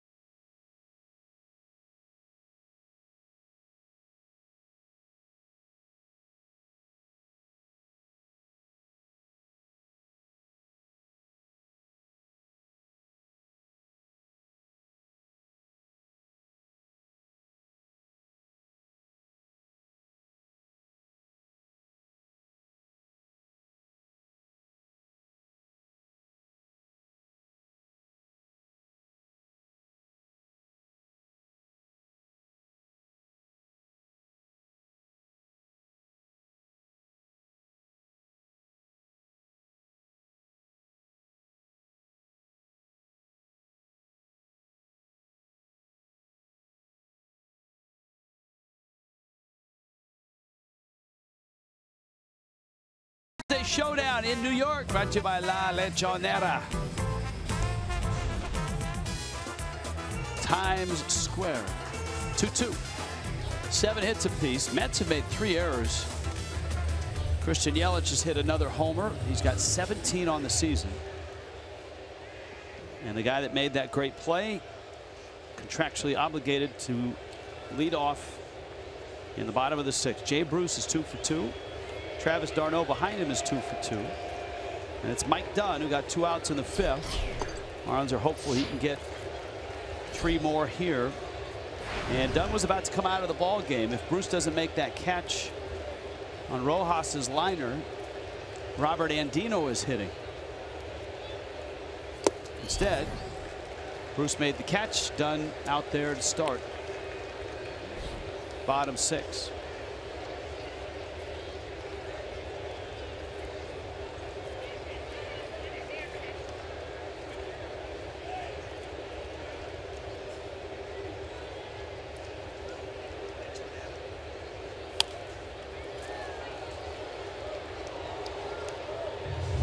Preston. There's a look at Addison Reed in the Mets bullpen.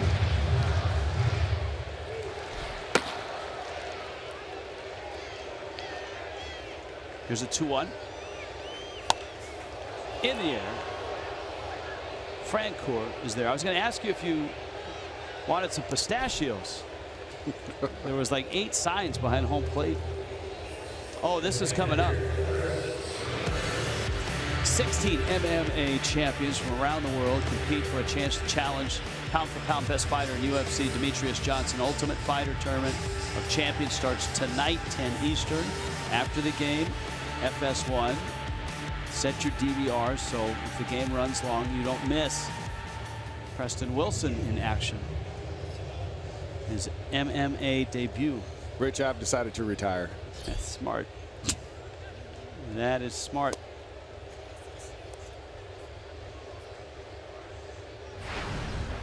Here's d'Arnaud.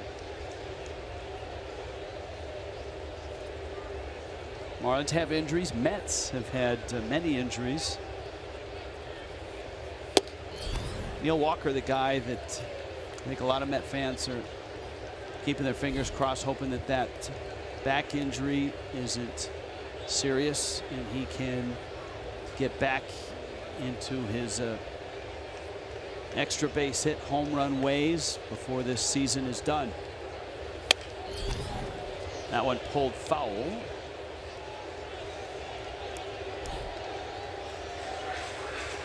Two and 1 to d'Arnaud.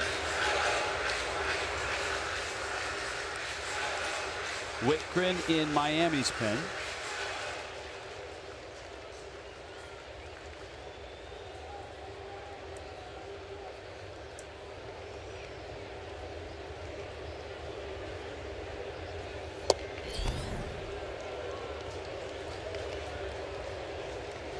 Count 3-1. Marcell Ozuna on the bench, sore left wrist after he rolled over on it, making a fantastic diving catch and saving a run in the process earlier in the ball game. Good pitch by Dunn.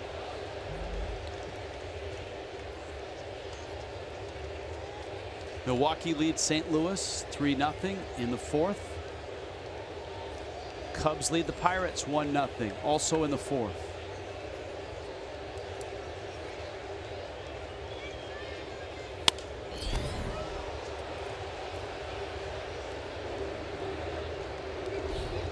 Dunn's got a good live fastball tonight. Seems to really be getting on top of hitters. Used a good breaking ball to tie Bruce up.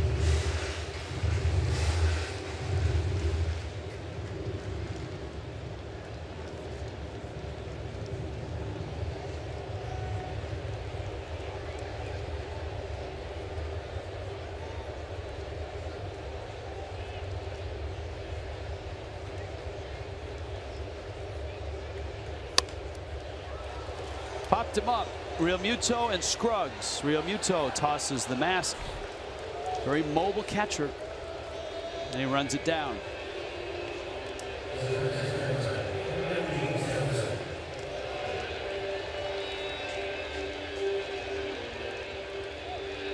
Kelly Johnson now is popped out and singled.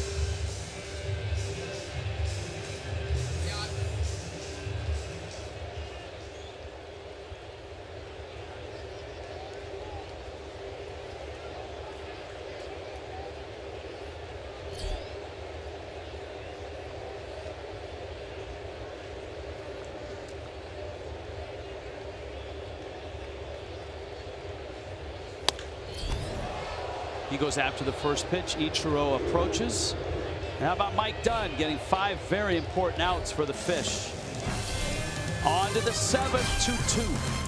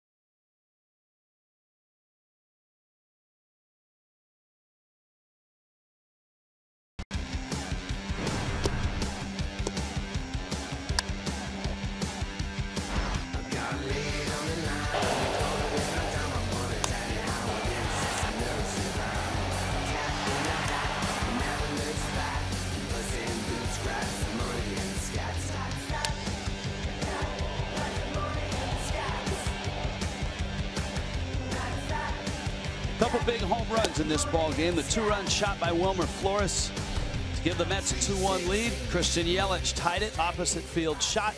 This is Robert Andino pinch hitting in the 7th. D. Gordon, Jeff Francoeur due up. Pinch a penny brings you Robert Andino. First order of business is Andino. Jacob Esch started this game for Miami, his major league debut. He was 0 for 2 at the plate. Pitched 4 1/3 inning.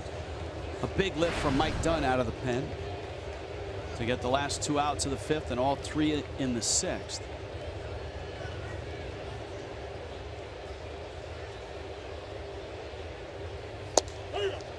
And Andino takes a strike, and Bartolo Colon is doing what Bartolo Colon does, throwing strikes. 94 pitches in.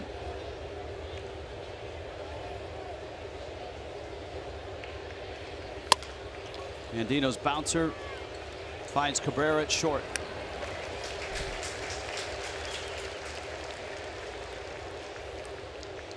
A deposit on a 2017 season ticket guarantees access to 2017 All-Star Game. Don't miss your chance to secure seats for a once-in-a-generation event.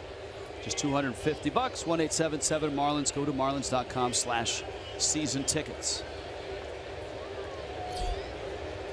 D. Gordon 0 for 3. He's bounced to short twice and flied out. Mets bullpen is active. And Gordon takes outside.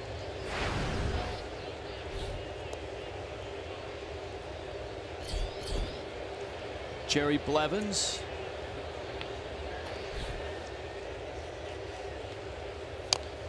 Gordon bunts, and again too close to the plate, and d'Arnaud picks it up and flips it to first. Still got to run, though. Once you put it down, you run it and you figure it out later. You can't try to decide what the ball is going to do. It just looks bad. It looks bad. It's right on the line. He picks it up on the line. You know, it's one of those things where when things aren't going well, you have to at least do the effort plays, and it takes no effort to keep running. And if you get down there and they say it's a foul ball, who cares? But you can't have that. It just looks bad. And yes, he probably would have been thrown out clearly anyway. You just got to run. That's it. You just got to run. And that's what that conversation is right there. it becomes so much more apparent or emphasized more when your team is struggling. You're not scoring runs. Now those little things that you don't do well. We talked about backing up bases, you know, running balls out. Those things show up even more so when you're losing, because then it becomes part of the conversation of why you're not winning. Francoeur uncoiling at a 2-0 pitch. Marlins box score. Not a lot of hits in there. Yelich has 2, and of course a solo homer. Real Muto 3 for 3.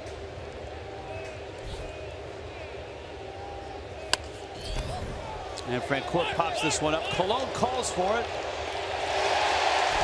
And makes the play. How much fun is that to see a pitcher call the ball? Wow.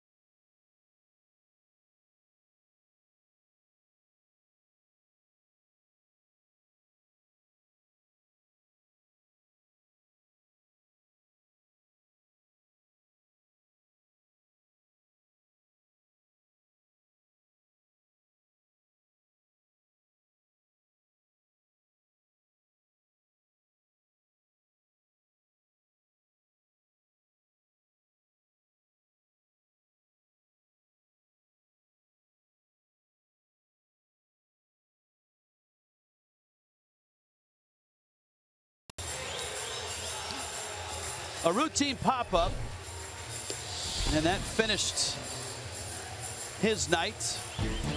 Speaking of defense, this was not routine, but he made it look routine, and who could forget Bartolo Colon around the back, over Justin Bour, Eric Campbell waiting, smiling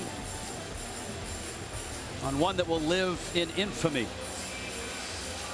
I mean, that's a great play. That's an athletic play. He doesn't have time to turn around, can't throw around the base runner. And he throws it behind his back, and then he gets enough lob over the base runner for the first baseman, Eric Campbell, to get a good feed. He's a legend. He's a legend. He really is. It's just not that easy, is it? No, it's not. Kyle Barraclough now. Miami's bullpen so far has just been Mike Dunn. And so now Marlins get into that 7, 8, and 9 combination with Barraclough first to arrive. Alejandro De Aza is going to hit in the Colon spot.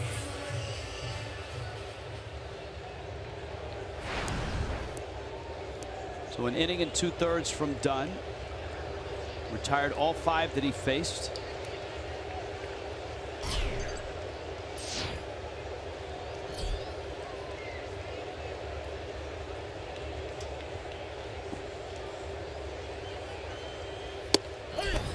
And a fastball strike.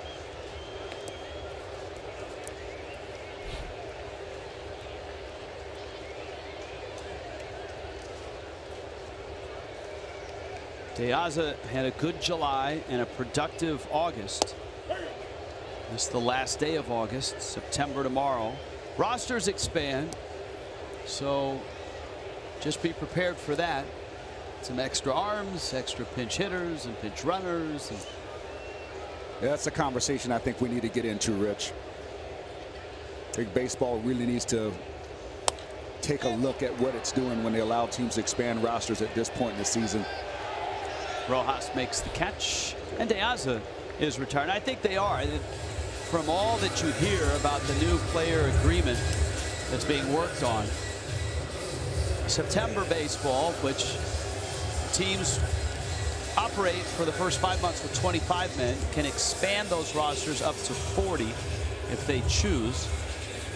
Very few get to 40, but some get up in the mid to upper 30s. Oh, yeah. Especially teams that are contending. Bring in extra arms, extra bats, extra legs for stealing a base every now and then.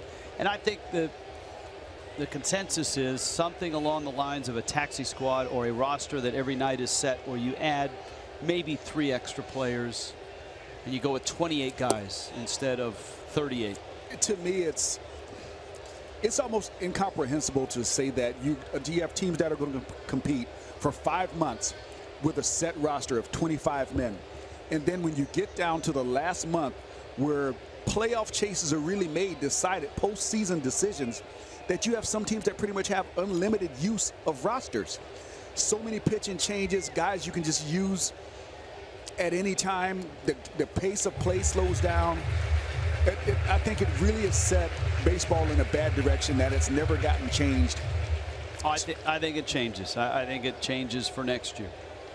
It needs to. I'm actually surprised and saddened that it's taken this long for it to change, or for somebody to really address the fact that you can't allow this to happen late in the season.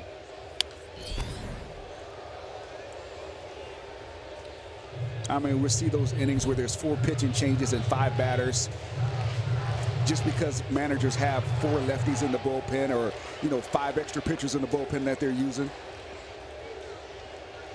It changes the integrity of the game, I guess is my point. 1-2. Well, Bearclaw's come in, been able to get a couple of outs in the air. And here comes Asdrubal Cabrera.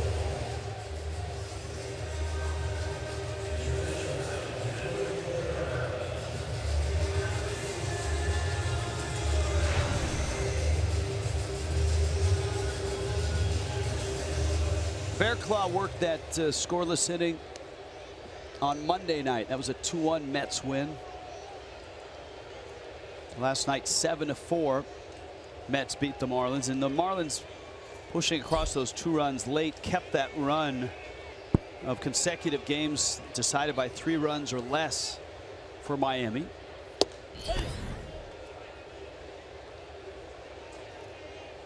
'22 consecutive. Brian Schneider making notes, taking names.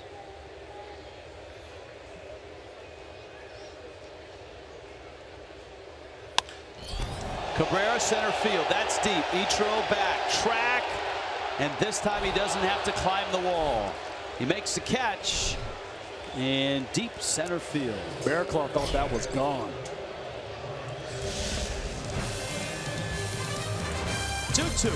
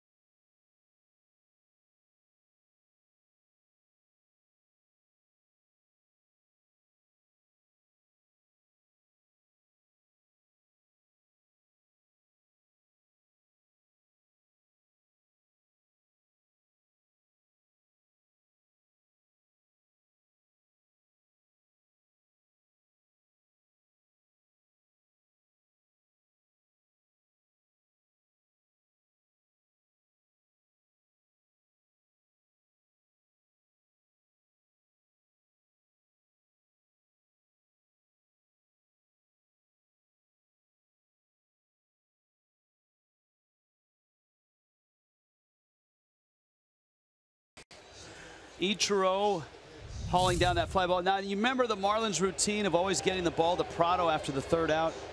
Ichiro, of course, always long tossing. On the money.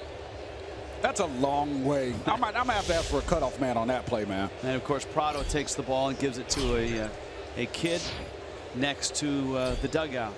Prado, Yelich, Scruggs, Addison Reed for the Mets. First bullpen inning for New York after 7 of Bartolo Colon. Just saying, Rich. 7 full innings. I'm out there running balls down. I got to get a cutoff man right there. That's asking a bit much. Prado lifts it to left. Cespedes makes the catch.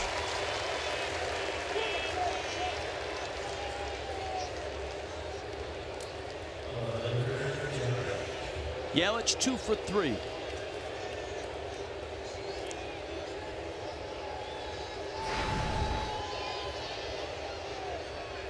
Home run number 17 sailed out to left. Homered earlier in the series in almost the exact same spot.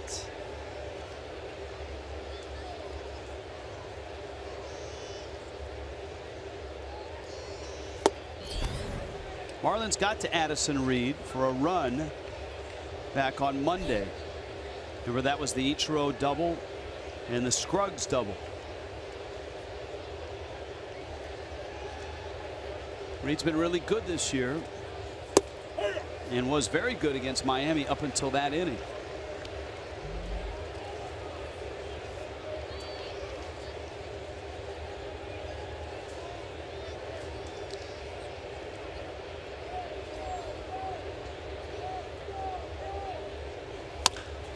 Yelich, a ground ball, backhanded Flores, and Reed beats Yelich to the bag. 2 outs for Xavier Scruggs. The #1 live streaming sports service, as voted on by the College Football Coaches Poll, is MLB.TV Premium. Every out-of-market game in HD on over 400 supported devices. Include a free subscription to AppBat Premium, #1 app for live baseball. That's right. Coaches Poll, AP Poll, all the preseason polls. It's his polling season, Rich.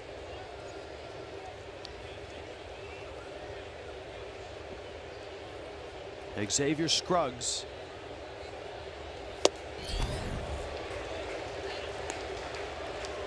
Reed gets strike 1.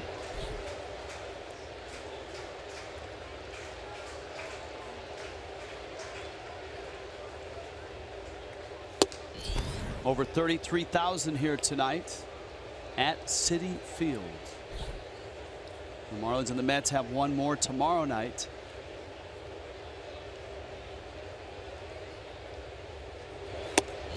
Jose Urena for the Fish, Jacob deGrom for the Mets, and the rotation is set and the matchups are set for Cleveland. Andrew Cashner against Carlos Carrasco. Carrasco at 3.23 ERA. Marlins will see Trevor Bauer against Jose Fernandez on Saturday. That's a very good matchup. And then Danny Salazar, another righty, against Tom Kohler on Sunday. Sunday's game is 4:10. Friday and Saturday at 7:10, all 3 on Fox Sports Florida. Scruggs strikes out. Reed goes 1-2-3 in the 8th, and Miami's bullpen will try to hold serve.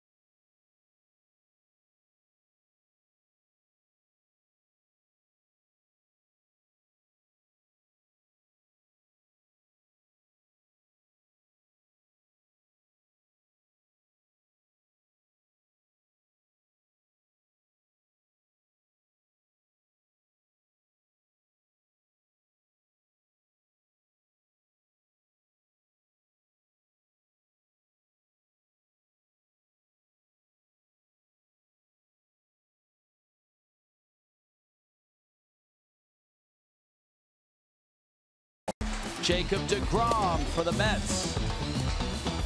6:30 start for Marlins Live. The finale of a 4-game set. Mets have the first 2. This one in doubt right now. Nothing settled. 2-2 ball game here. Those are the numbers for deGrom and Urena. A.J. Ramos. And that music means only one thing, and that is Yoenis Cespedes is coming up. Cespedes was at the plate in that 8th inning that Ramos worked. Remember that high fastball that popped off the glove of Real Muto in the collision between Reyes and Ramos. So this is AJ's first appearance since that appearance.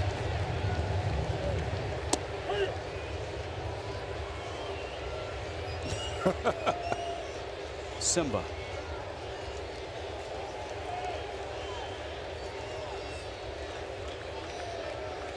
It's amazing how some things just catch on, huh? Almost a breaking ball. Cespedes held his swing. His season numbers, and of course the Mets really took flight when he arrived in the last 2 months of 2015.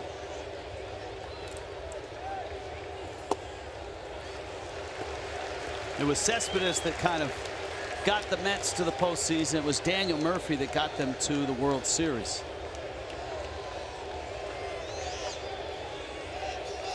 Mets lost to Murphy. Met fans were afraid they were going to lose Cespedes too, but they did not.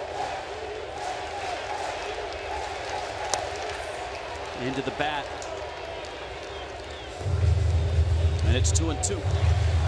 This was a Jacob Esch start, and many of you that have joined late are probably saying, who is Jacob Esch?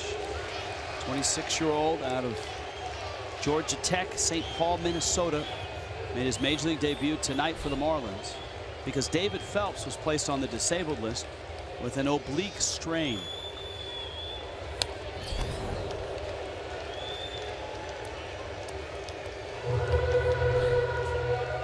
What that means moving forward is, I think, is unsettled.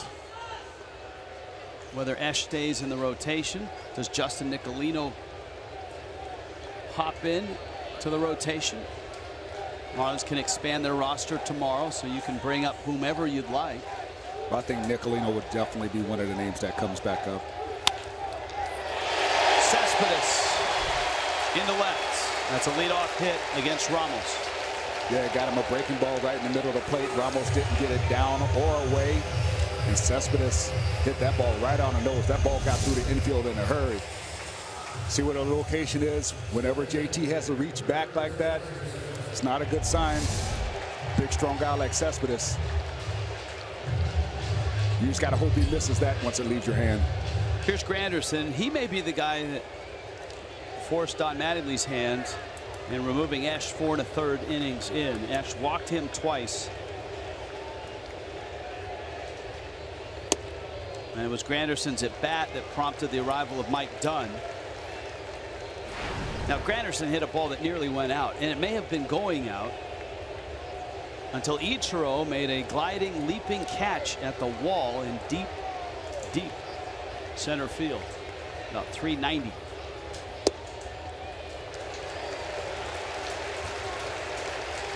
And that came with 1 on and 1 out. It would have been close. I don't know. It's right at that line. May have hit the line. I don't know if it quite had gotten out. Still a great play. 2-0 to Granderson. And Ramos has fallen behind 3-0.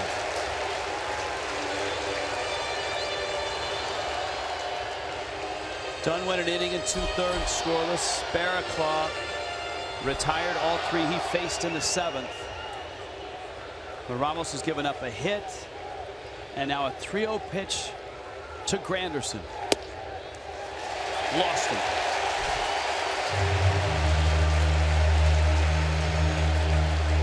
And this all sets up for the Mets You got Wilmer Flores, who has swung it well tonight, coming up.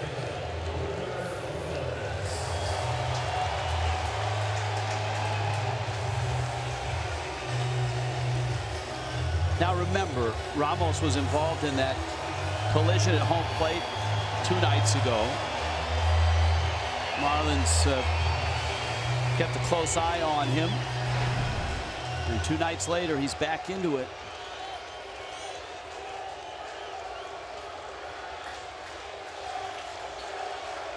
In need of a ground ball. Jay Bruce is on deck. Flores, as we documented, has really hurt Miami in this ballpark.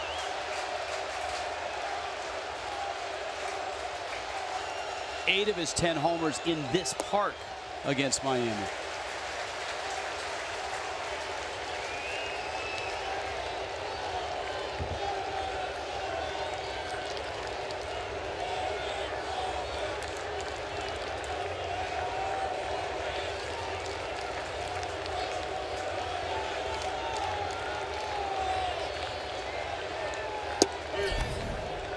Much needed strike right there. AJ's got his work cut out. Nobody out. 2 on.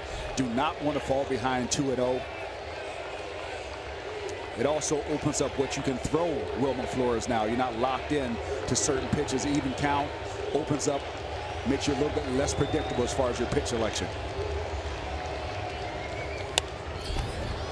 Now it's 1-2.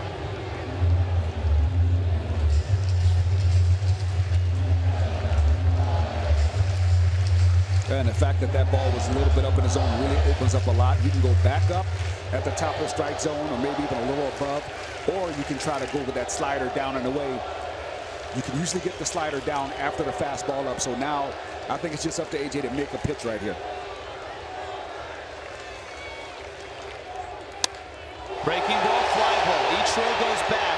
Cespedes tags. Ichiro has it. Cespedes on his way to third. The throw goes to second.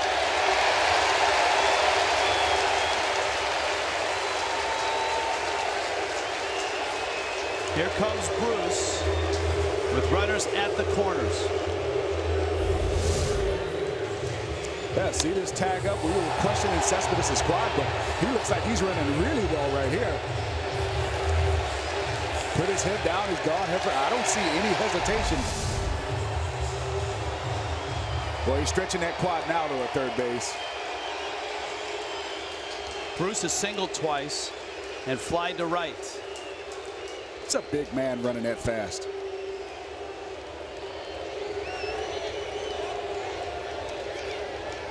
Granderson is the runner at first. Just below major league average. Infield looks for 2. Prado off the line, even at third. Scruggs holds Granderson at first.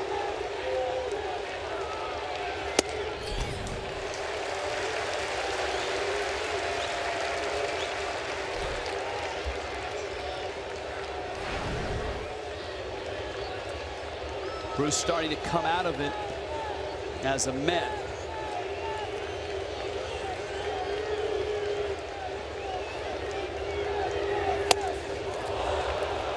Matchup numbers. 0 for 5 with 3 strikeouts.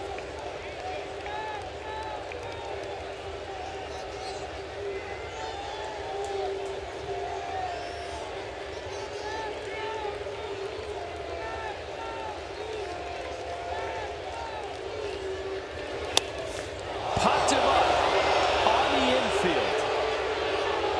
Gordon makes the catch, and Ramos has that second out, and they're not saying Bruce right now.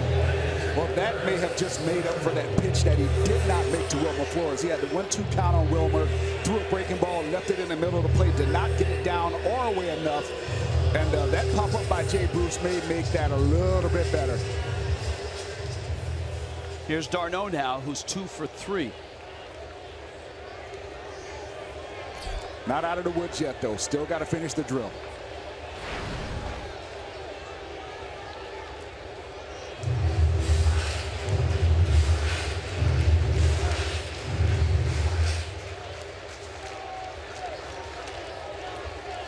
Mets catcher has had a dip in power this year with the 4 home runs. There's Cespedes.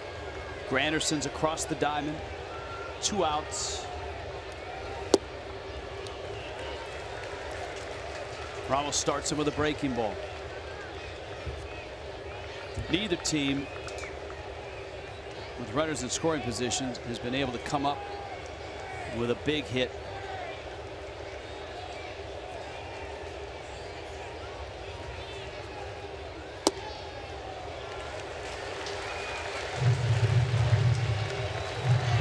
With 2 outs and runners in scoring position, the Mets have struggled, to say the least.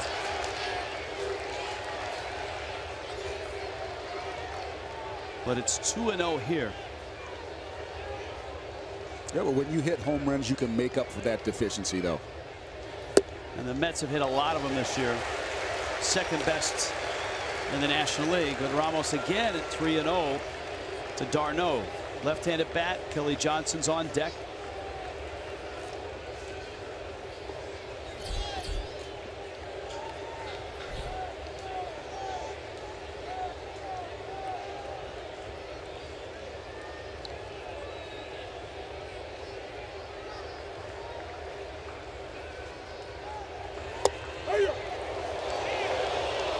You can almost know that was coming right there. Paul Emmel, the home plate umpire, with the call.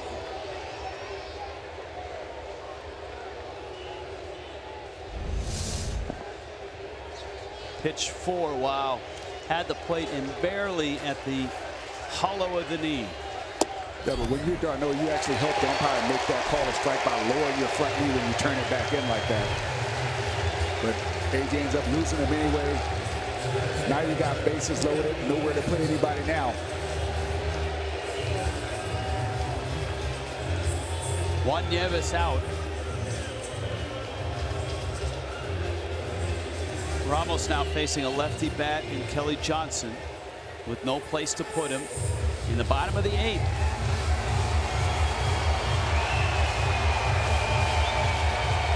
Runs have been hard to come by, certainly for Miami. I'm going to show you what I was talking about with that 3-0 pitch, making it easier for the umpire to call. See when he turns back like this, he lowers that knee. The umpire is judging by the knee. When you lower it, you make that ball seem like it's higher than it is because you're lowering your knee, so you're more likely going to give the pitcher that call. You just want to stand there, take that stride. If you want to look back with your eyes, fine, but don't buckle your knee back like that, and it gives the illusion of the pitch being higher. Change-ups out. 5 career grand slams. Ramos has walked 2 this inning.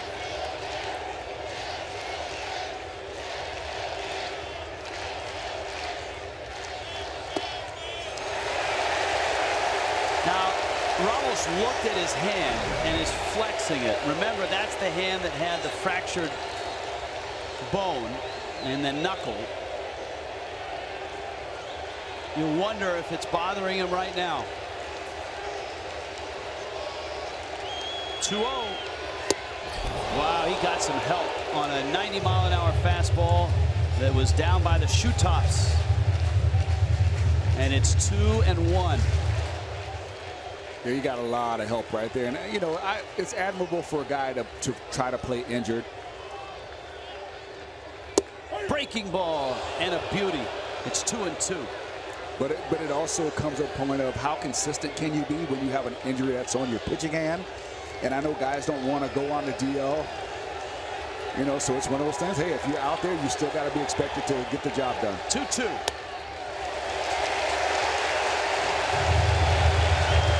So it's hard for me in this situation to justify making an excuse because, you know, he knows he's injured, but he's choosing to pitch.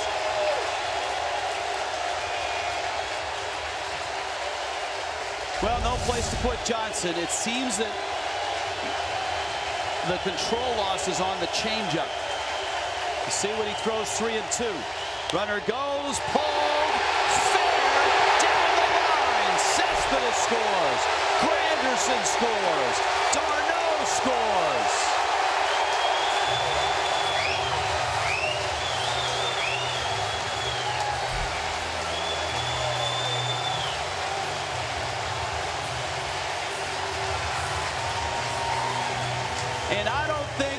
almost could throw the changeup against the lefty, his best weapon against the lefty. When he did, he reacted in pain and he missed badly. So he came with a breaking ball. But the problem is you're injured and you want to gut it out and be effective. But the problem is when you can't throw strikes and you can't throw certain pitches, you have to be perfect. And right now, it's almost impossible for AJ to be perfect. Here's Loney. I commend the guy for wanting to go out there injured. But at the same time, when you're injured to this extent, how consistent can you be? And are you really helping your ball club?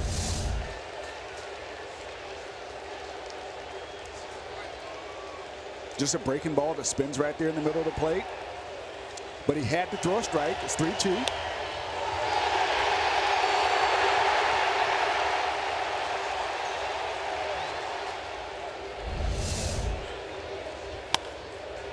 Loney pops it up. Prado with Rojas, and Prado makes the catch. But the Mets chase across 3.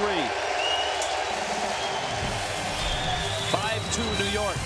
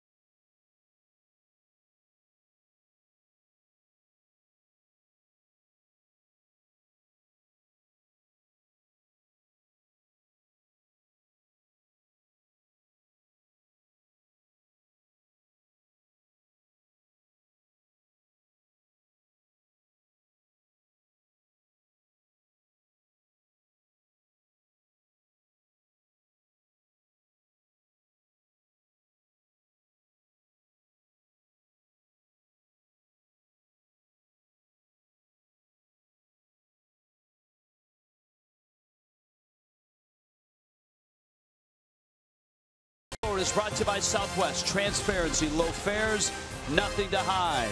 By the all-new 2017 Chrysler Pacifica. And by your South Florida Honda dealers.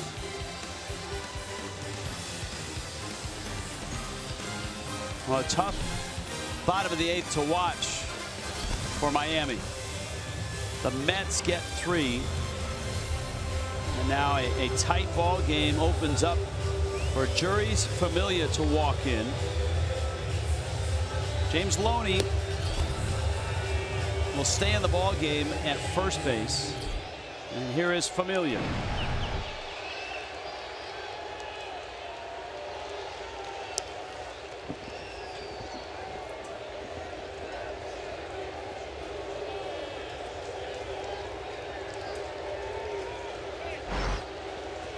Seven saves against the Marlins this season is Familia.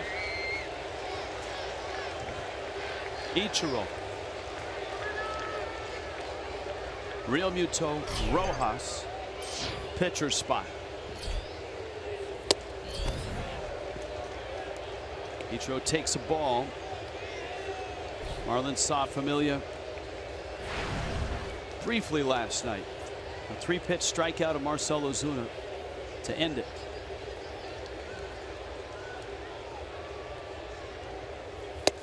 Scoreless inning on Monday.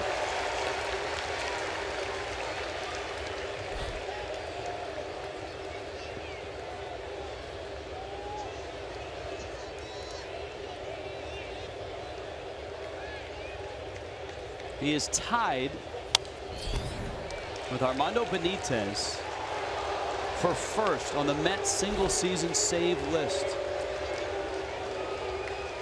And it's the second time Familia's been at 43. At 43 last year. Benitez did his in 2001.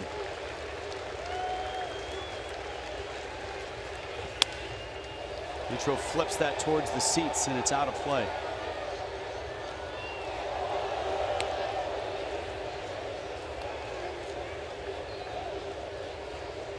The Marlins depleted going into the day. They've lost 2 regulars, 1 from their lineup and 1 from their rotation. David Phelps placed on the disabled list, an oblique strain. Marcell Ozuna out with a sore wrist.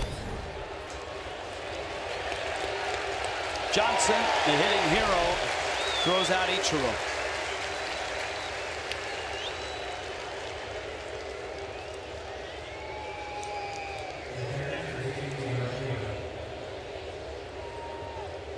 Realmuto is 3 for 3. And so here are the Marlins having lost 4 straight. A couple outs away from 5 losses in a row.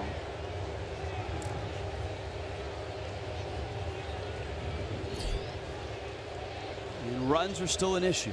Just 2 tonight, just 8 in the last 5 games, including this one.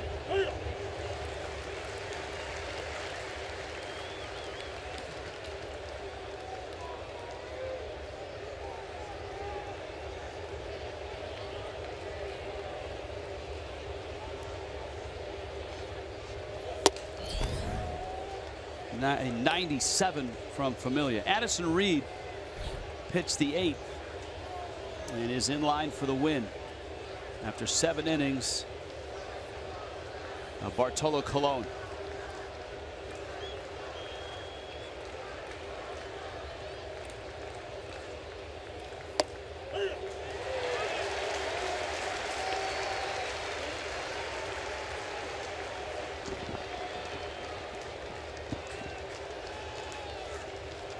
Familia with that big time heavy sinker.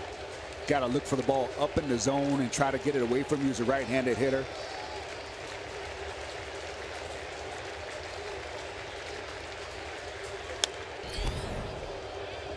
Realmuto chasing a high fastball at 98.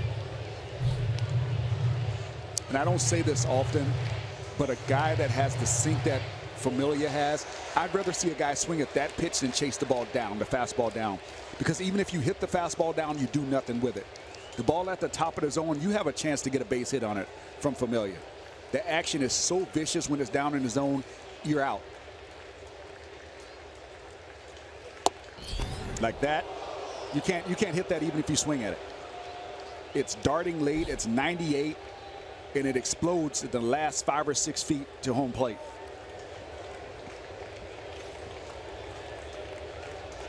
And it was in. Count 2-2.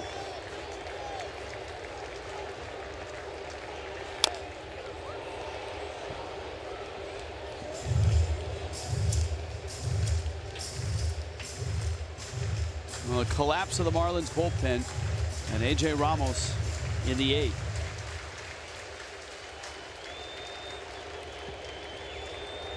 Jacob Esch, his major league debut, 4 1/3, 2 runs. And Realmuto strikes out.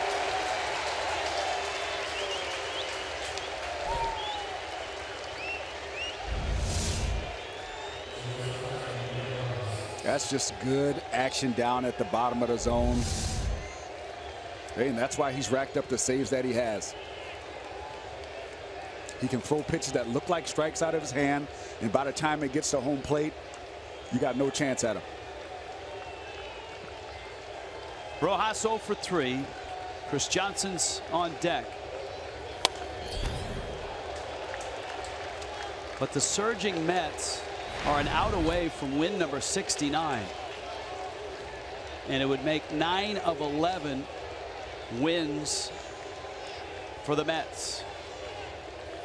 While the Marlins are an out away from 1 over 500.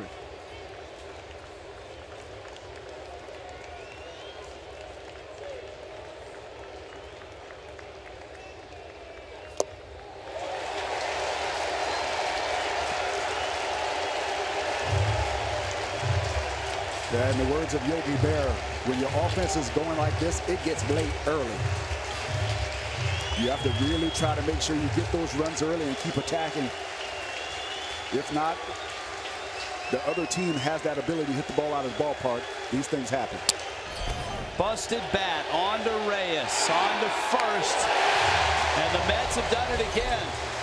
A big 8th inning. 3rd straight win over the Fish. And Miami has dropped 5 in a row.